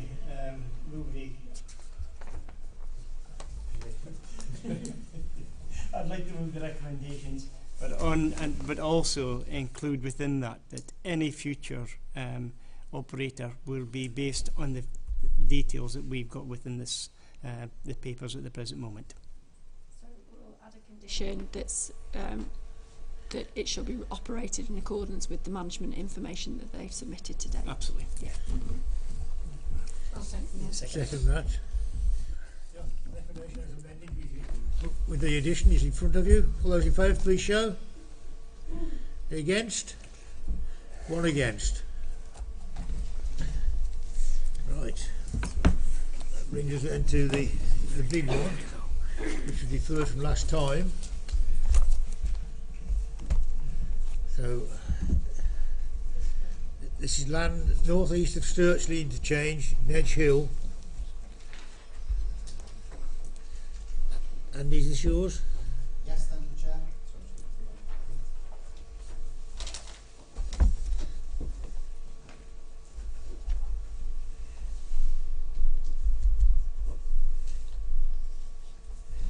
Thank you, Chair. So this is an outline application for up to 350 dwellings on an allocated housing site. The application was deferred at committee on the 15th of December 2021, which was last month, to allow officers to liaise with the applicants over members' concerns in relation to 1, the impact on the riding centre, 2, the impact on the local highway network, and 3, concerns over accessibility to local services. Officers consider that these concerns have been addressed in the updated report, and the recommendation continues to be for approval. Thank you, Chair. Right. Councillor Nathan England.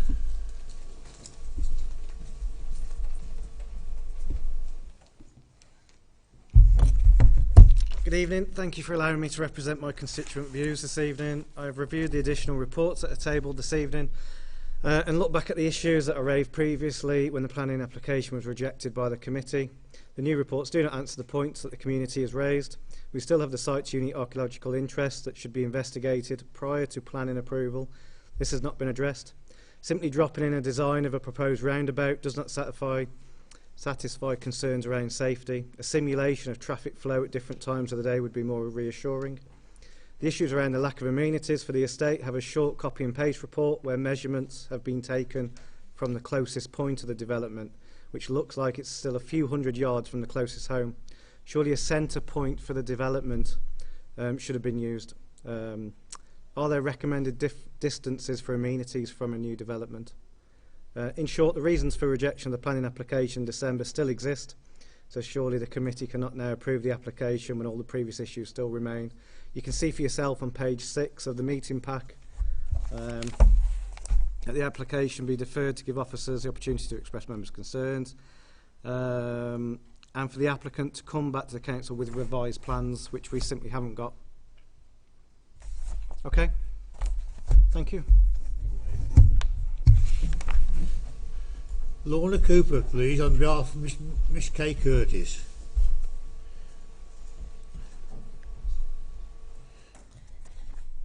Good evening. I'm speaking on the behalf of the owner of Nedge Farmhouse and also representing Nedge Farm Riding Centre, of which this development will have significant impact.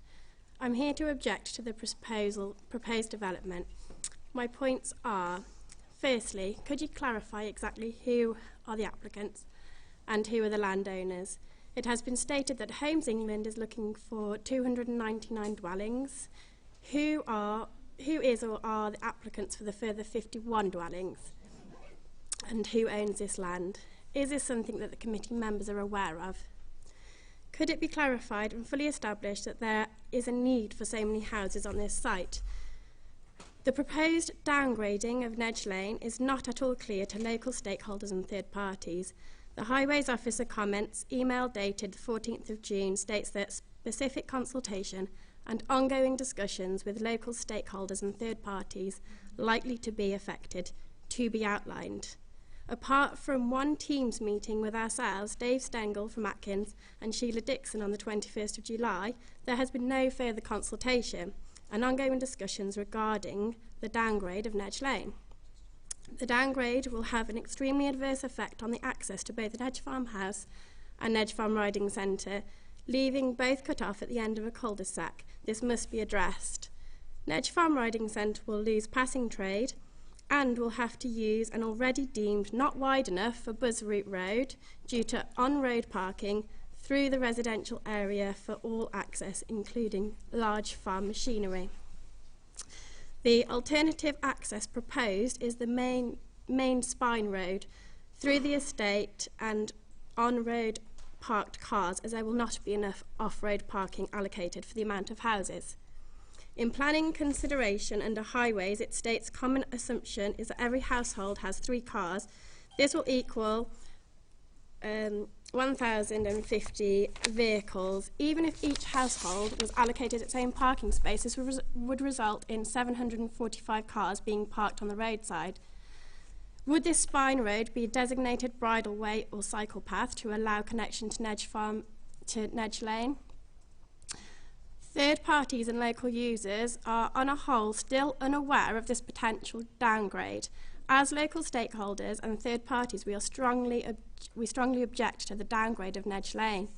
Would the committee please note summary recommendations on the 14th of October, 7.2 Hollinswood and Randley Parish Council, access to Nedge Farm should not be through the estate. Highways and Transport memorandum to Penny Stephan on the 5th of November, conditions uninterrupted access to Nedge Farm.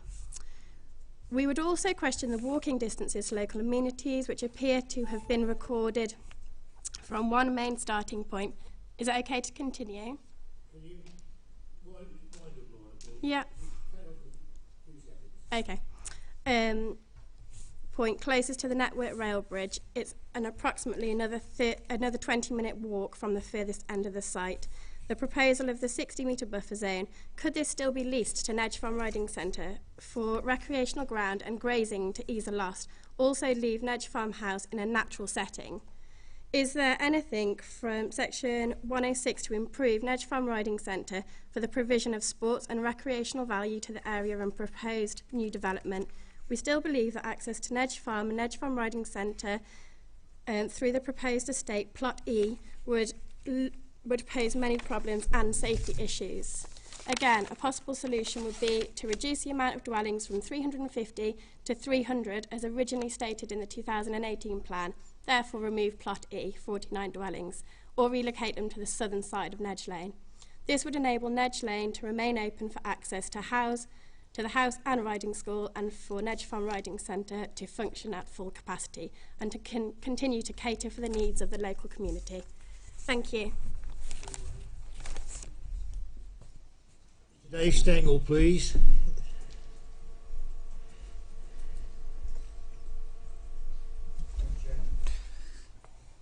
And good evening again, members. Thank you for the opportunity to speak again this evening on behalf of the joint applicants Homes England and Telford Wrekin Council for this outline application for up to 350 homes at the Hem.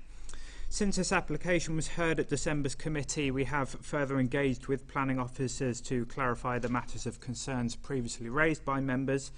Firstly, with regards to the riding stable, I would reiterate that this is an outline application which applies to only land which is included within the residential site allocation detailed within the local plan. The Nedge farmhouse stables, retail unit and grazing fields to the north of the farmhouse are not part of this outline application. The fields to the south of the farmhouse, which are currently used for grazing, form part of the residential site allocation and are therefore part of this application. As previously indicated, the lease on these fields to the riding stables from Homes England ends in February 2023, as the riding stables are aware. While I would reiterate that it's not a material planning consideration for this application, Telford Wrekin Council have met with Nedge Farm in order to discuss a new licence agreement for the land to the north of the farmhouse, which is in Telford Wrekin Council's ownership. The licence terms have now been agreed, which would provide the stables with further business security. This application would therefore not lead to the closure of the riding stables. Notwithstanding this, the illustrative master plan does include the provision of a buffer zone between the proposed new dwellings and the existing farmhouse, which acknowledges the sensitive nature of the house and its heritage. Secondly, regarding the provision of services on site, I would echo the position to be set out by planning officers in that it's previously been determined through the adoption of the local plan and the site allocation that the provision of retail services is not appropriate for the site. Furthermore, there's been no request from the clinical commissioning group for any on-site healthcare facilities. The application is therefore proposed in line with the local plan site allocation. Thirdly, in regard to highways impact of the development, the proposed development has been assessed against the Telford strategic transport model, which has determined that the area would have the capacity to accommodate the new development, and as set out in the committee report, highways officers have indicated that there would be no highways-based reasons to refuse this outline application. Finally, to again summarise, this development would enable the delivery of much-needed housing for Telford and Wrekin and set the parameters for the delivery of a high-quality and sustainable development. Over £2.8 million of Section 106 contributions would be provided through the proposal to go towards education, highways improvements and landscape improvements and maintenance, as well as 25% affordable housing provision provided on site. I welcome your consideration of the scheme and would respectfully ask that members move to support Planning Officer's recommendation for approval. Thank you. Thank you, Mr. Stengel. Andy. Yes, thank you, Chair. So, since deferral, the applicants have submitted a position statement, and discussions have been held with the local authority to allow the following update. Number one, in respect of the impact on the local riding centre, as my colleagues outlined at the December meeting, this is a civil matter outside of planning control. That said, there are a few key points to be aware of. The first one is that only the fields to the south of the farmhouse will be developed. That's land that's leased to the riding centre from Homes England. The farmhouse is in separate ownership, and the farm buildings and land to the north can be secured by a new lease should the owners of the riding centre wish to liaise with the applicants, who again are Homes England. In addition to that, it's understood that the separate licence agreement for the land to the further to the north of the riding stables, which is owned by Telford Wrekin Council, has been discussed with Nedge Farm and is awaiting signature. Turning to the point of access, obviously the stopping up of Nedge Lane as a vehicular route is subject to a separate piece of legislation in the Highways Act. Therefore, part of that assessment is whether the alternative route is as accessible as the existing route. So even if planning permission were to be granted today, that doesn't give the legal right to stop up the highway. That's a separate test that would have to go through examination. However, in officers' view and highways officers' views, the access that's proposed through the estate is better than the existing narrow access which some of the members would have walked in December, and that the minimum highway width of 6 metres will actually allow larger vehicles to pass more easily. In respect of the access to local facilities, members had previously queried whether a local centre or a convenience store should be located on the site. and also raised concerns about the site's proximity to and the availability of services within Sturchley and Calcott. This site, as my colleagues would have said in December, has been allocated purely for housing since 1991. It was then carried through as an allocation, again purely for housing, in the Wrekin local plan, and that's been replicated in the Telford and Wrekin local plan. When planning policy officers consider that a site is large enough or a sufficient distance from facilities to warrant a convenience store, for example, on site, that is written into policy, and that's what's happened with the Priorslee SU, or Sustainable Urban Extension. That wasn't considered to be the case with this application, and indeed, if we were to have a proposal for a convenience shop on this site, the applicant would have had to do sequential tests to demonstrate why it wasn't possible, why there wasn't an empty unit available either within the Sturchley local centre, because the last thing that you want to happen is to permit a shop on this site and then it takes all the trade away from the shop in Sturchley, which is a sustainable location for a shop, and then that shop will then have to close. So the provision of a shop on this location, unless it was tested, would be contrary to policy.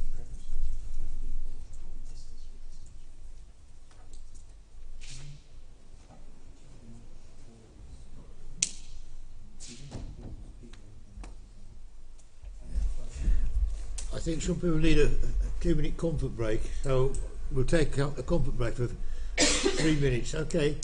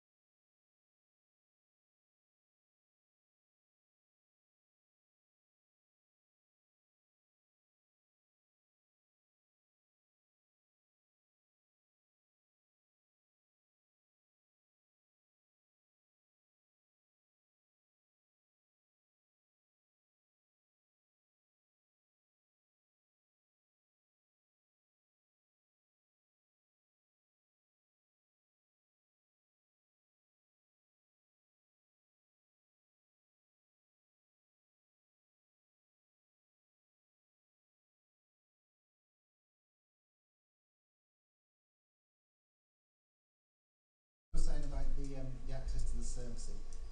I'll move on from that point and go on to the highways issues. As per the application in Newport, all major applications are plugged into the Telford Strategic Transport Model, which is a computer software package which looks at committed developments, which is ones with plan and permission that haven't been built out yet, they might have started. Background growth, which is development that has been built out, and as well as future local plan allocations. That's to ensure that the cumulative impact of development is assessed on the local highway network. In respect to this application, the transport assessment shows that approximately 80% of the traffic will go via the Sturchley interchange. Most of that will go north, because that will go to Telford Town Centre, the east and westbound M54, and the other settlements within Telford along the A442, which are north of the town. The capacity of Sturchley interchange has been tested to check that it can take that level of traffic up to 2031. So appreciating that there'll be more cars on the road then because of more development. And I think one of the comments was about there being approximately 1,150 car movements in the AM peak. What members will see in the committee report at 4.1.3 is that testing shows that only approximately there are only 0.6 or 0.7 car movements per residence, as opposed to 3 cars going out at 8 o'clock in the morning from plot 1. In reality, it's only 0.6 of a car that goes out. What that equates to is 230 vehicle movements in both the AM peak, which is 8 till 9, and the PM peak, which is 5 till 6. And that's the assumptions that the highways impact's been tested upon. So, in officer's opinion, we consider that we've addressed the impact on the riding centre, the local facilities, and the highways impact. And therefore, our recommendation continues to be for approval. I'll hand back to you, Chair.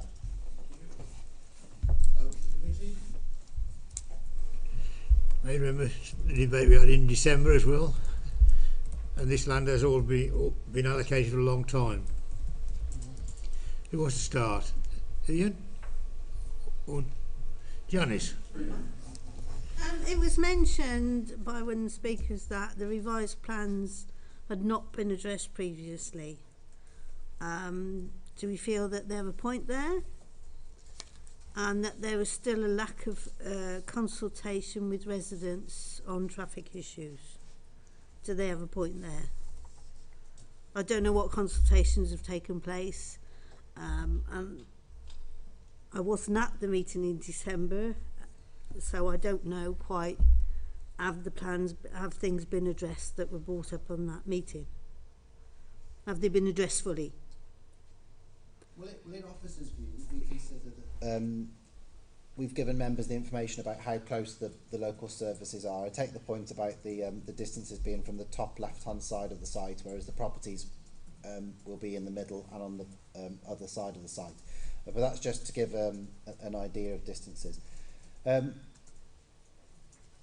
in terms of highways impact, it was officers felt that it had been thoroughly modelled and tested at the application stage in December. We've given a bit more information about the likely movements now. And then the final point was about the impact on the local riding centre. Again, unfortunately, if a tenant leases a piece of land, they are beholden to the landowner. The stables have been leasing the land on a rolling basis, and it's Homes England's right if they want to withdraw that lease, and then as a separate matter, if they want to apply for plan of permission, that's entirely separate. So that's not a consideration. As I say, the accessibility to the riding centre isn't being determined today. That would be the proposal to close up Nedge Road to vehicular traffic is subject to a separate piece of legislation under the Highways Act. So I think I'm right in saying that members aren't granting that stopping up order today.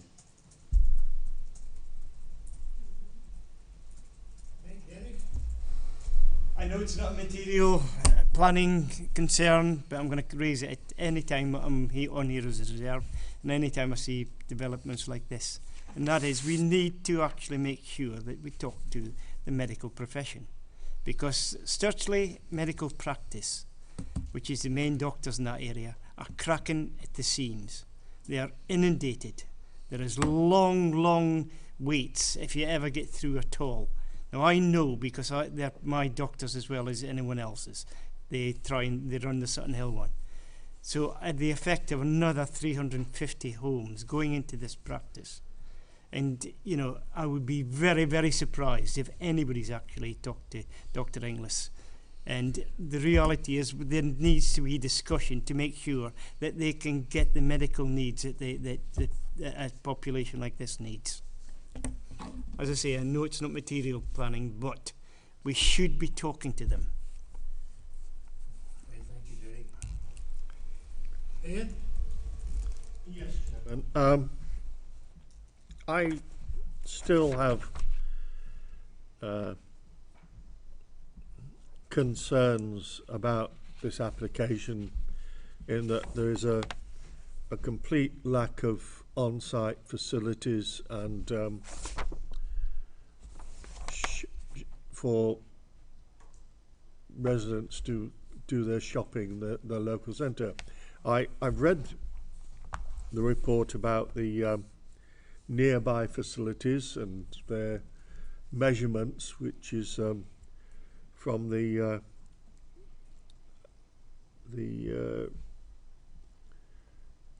westernmost point of the site. But of course that's the top left-hand corner, but the site then spreads all the way down along the A442. So to get to the facilities from other parts of the development is going to take a longer than the calculated 4-minute walk from to Elliot Close, which is in fact a public house. Well, I can't see people doing their shopping in a public house. They nearly want to have to go to possibly Calcott, which is an 8-minute walk. And I can see residents,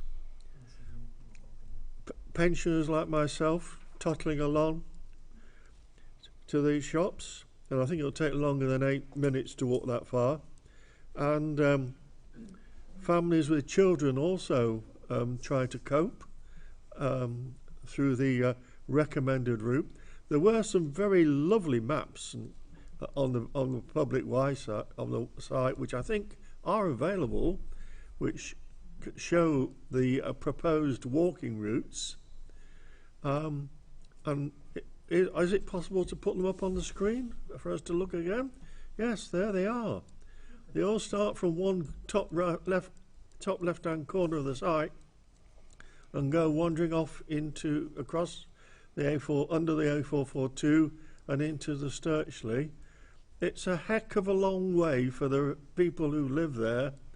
And that's just from the one top corner. If you're down the other end of the site, by the roundabout, are you going to go all the way up through the site, the development, walk across and then walk the way back down again? No, you're not. You're going to try and cut across the main road, which is very, very dangerous as far as I can see. So I'm not so sure that I can actually really support this application without some on-site facilities being provided for the residents, Chairman. And I have told them before about this. Thank you, Ian. Anybody else? Councillor Dugmore. Yeah, thank you, Chair. Yeah, I mean there is a problem with the facilities, and I mean I think it's I don't see people from, if there was a shop on site or some retail facility, I can't see people from Sturchley going across the A442 in preference to the shops that are already at Sturchley Centre. I mean, the thing is, I mean, you know, yeah, I mean, the updated report does touch on some of the issues, but really nothing's changed at all.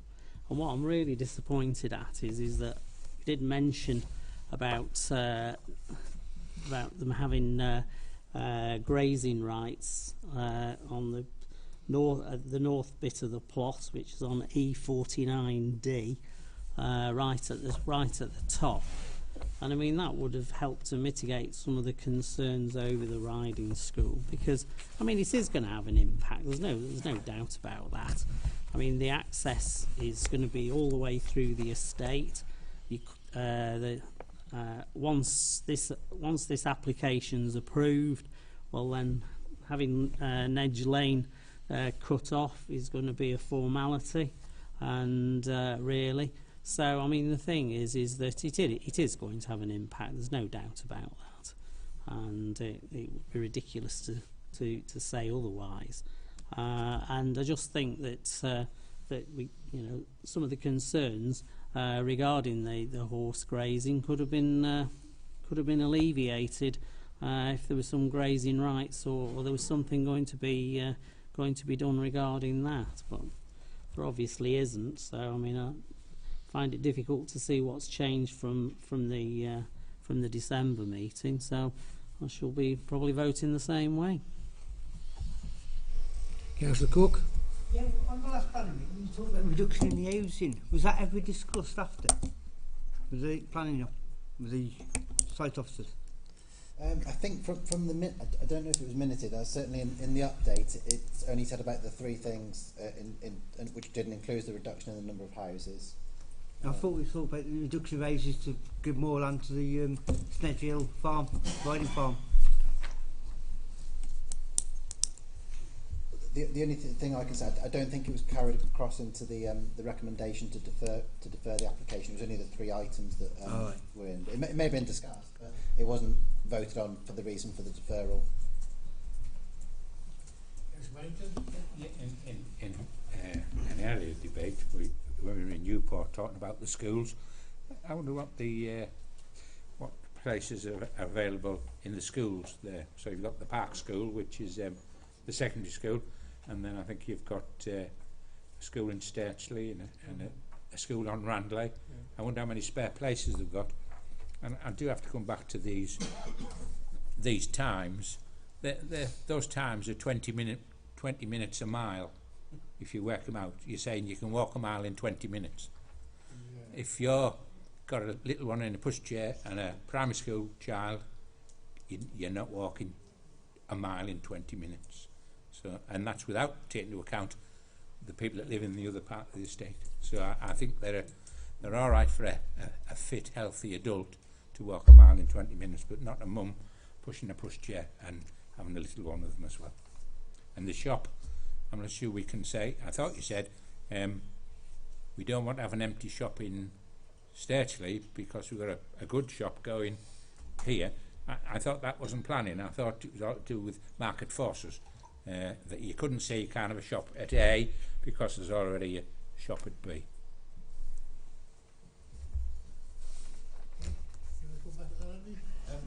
Retail policy is a bit of a sticky one, but planning can't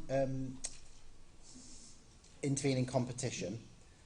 So if another shop were to open in Sturchley centre, we couldn't refuse it because it's compliant with what's called the town centre first approach. But when there's a proposal on an out of centre location such as this one, they firstly have to look if there's any empty units within Sturchley or any other adjoining local centres, because that's where it should be going if there was an empty unit. If the justification was that the shop had to be on this site because it's a neighbourhood shop, they would have to do something called a retail impact assessment, and it would show how much trade would be drawn from the existing businesses. And if it was something like more than 15% trade diversion, that might, it's not going to, I'm not saying it would take out all the business from Sturchley, but it would dip it below a level that would make it viable to continue that shop. What you don't want is a lot of shops running it unviably.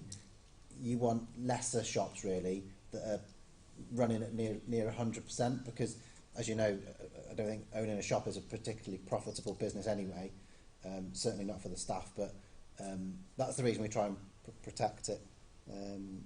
In respect to the school places, I'm afraid I don't know how many school places there are in the existing ones, but what I do know is that our education team have asked for contributions, and I think in the updated report we've actually said where they're going to go, and if you just bear me 1 second I can tell you that's on.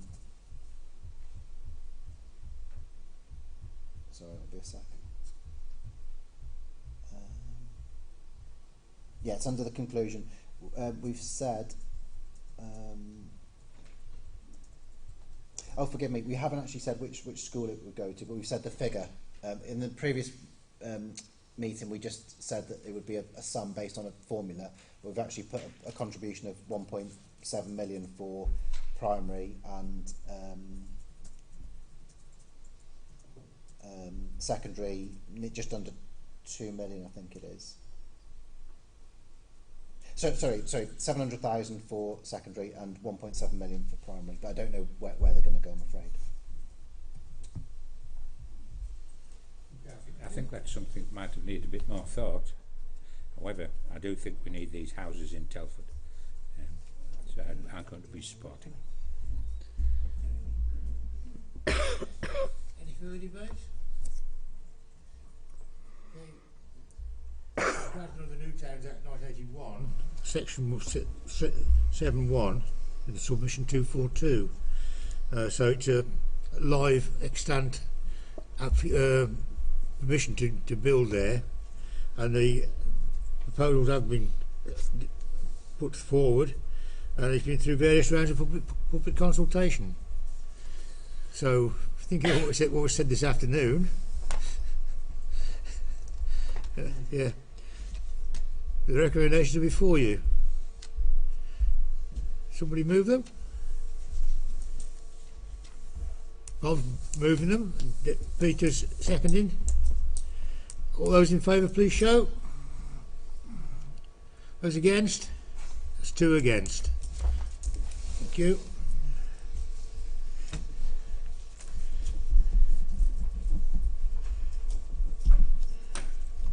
Right, to bring us to the final one. Land north of Grove Road, Overdale, Telford. Andy.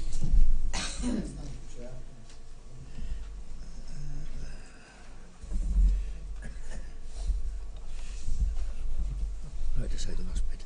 Well done. Well done. No. Perfect.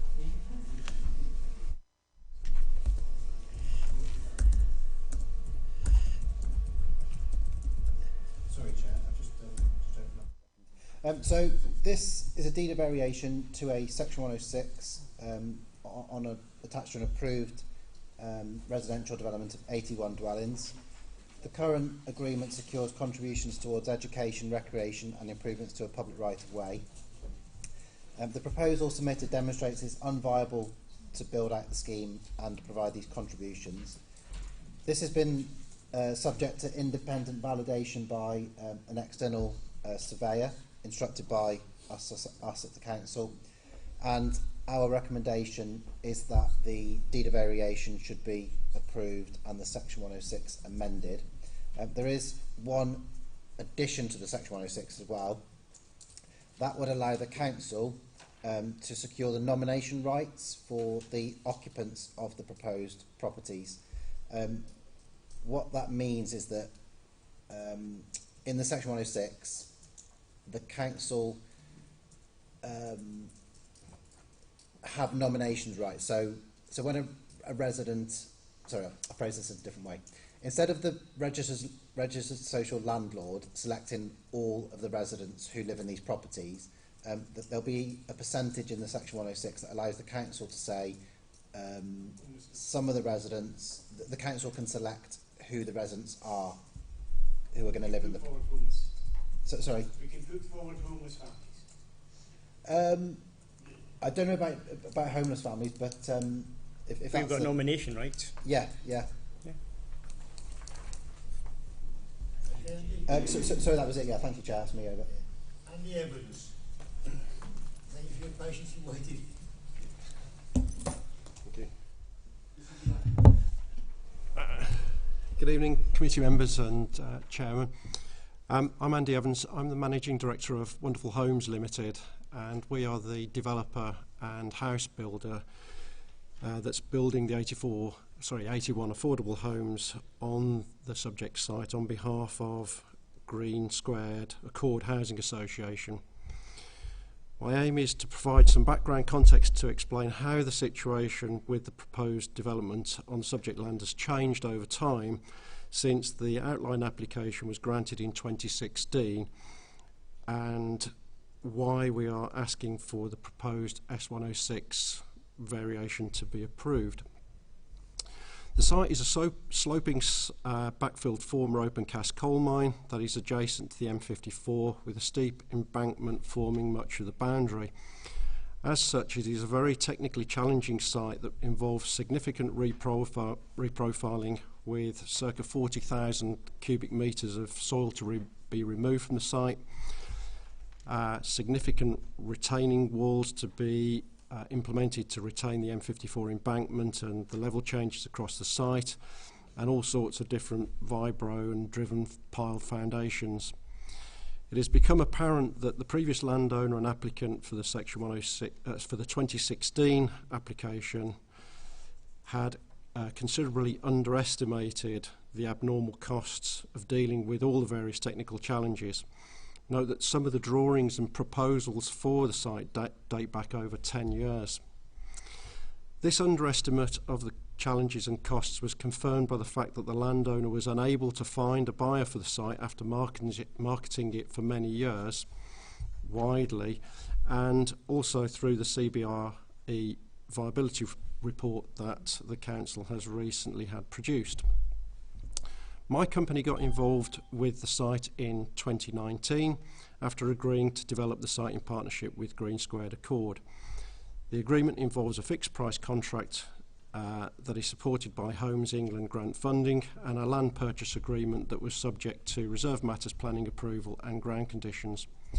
After engaging consultant engineers and carrying out full geotechnical site investigations and tendering the works in late 2020, early 21, we concluded that abnormal costs were in excess of £1 million more than original estimates had indicated. These costs were agreed with by CBRE as part of their report. It should also be noted that these costs have further increased due to inflation and the labour and materials constraints the construction sector is currently facing. Finally, it should be noted that there is no scope to increase the build contract sum. In return for removing the S106 contributions, we are offering nomination rights to the council for the homes being built. I've just got one paragraph more, if I may continue. In summary, I hope members can understand the challenges with this site and will agree that the value to the community of 81 new affordable homes far outweighs the loss of the S106 financial contribution.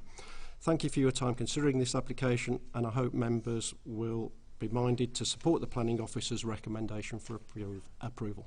Thank you. Andy. I'm well enough to add anything, Chaz, just going on this question. Derek. In view of a debate earlier on today, I think it's far better to work with the applicant than to work against them. And as long as we've got the nomination rights, I think that would be the best we can do in this situation. So therefore, rather than have a huge debate at the end of the night, I'd like to move the recommendations. Yeah, I know. Bob? I see it as though you're offering. Out of whatever.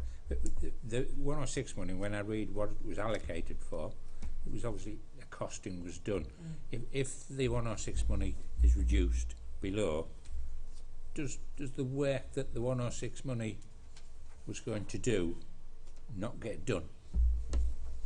Or does less of it get done? Councillor, at 5.22 of the report, we actually, because to assess the impact of not having the money, we spoke with the education and open space and rights of way team, and at 5.22 we've said that the money was going to go towards Old Park School. We've been advised that expansion took place in 2016. and that they've got no other plans to expand or improve at present. The right of way that was going to be improved, there is an equally accessible route along the highway, I think it is. And then I thought there was something about the open space as well, but I may be wrong.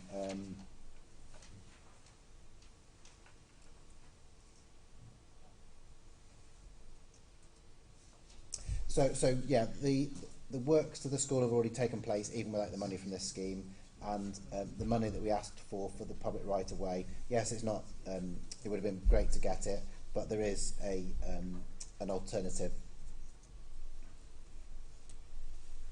You have to bear in mind that we get 81 affordable houses and nomination rights. Yeah. So I think that's got to help our housing situation for the poor people. Jim.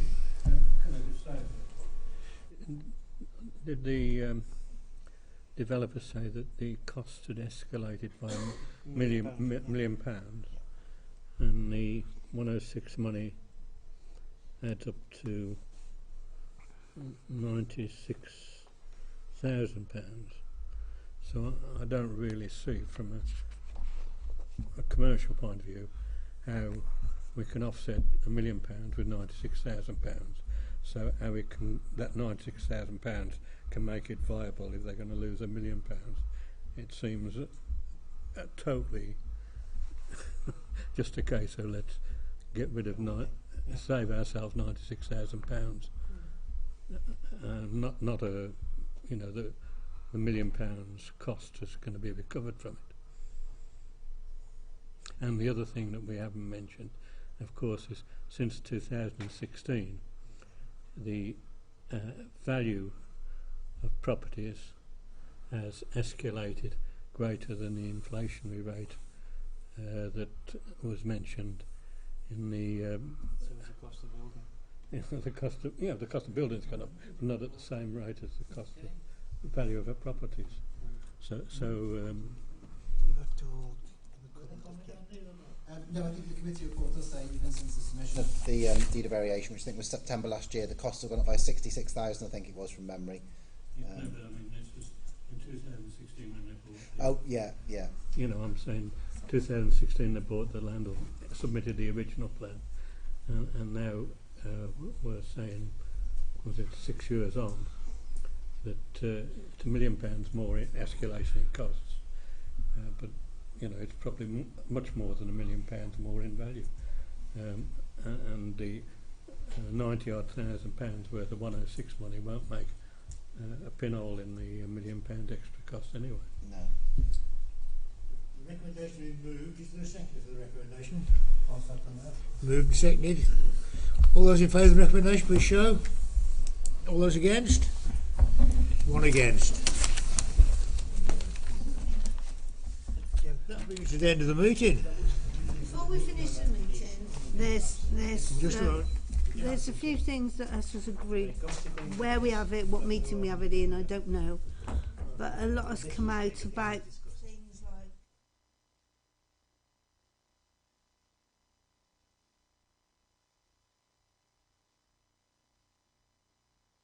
it's something that we as a group need to sit down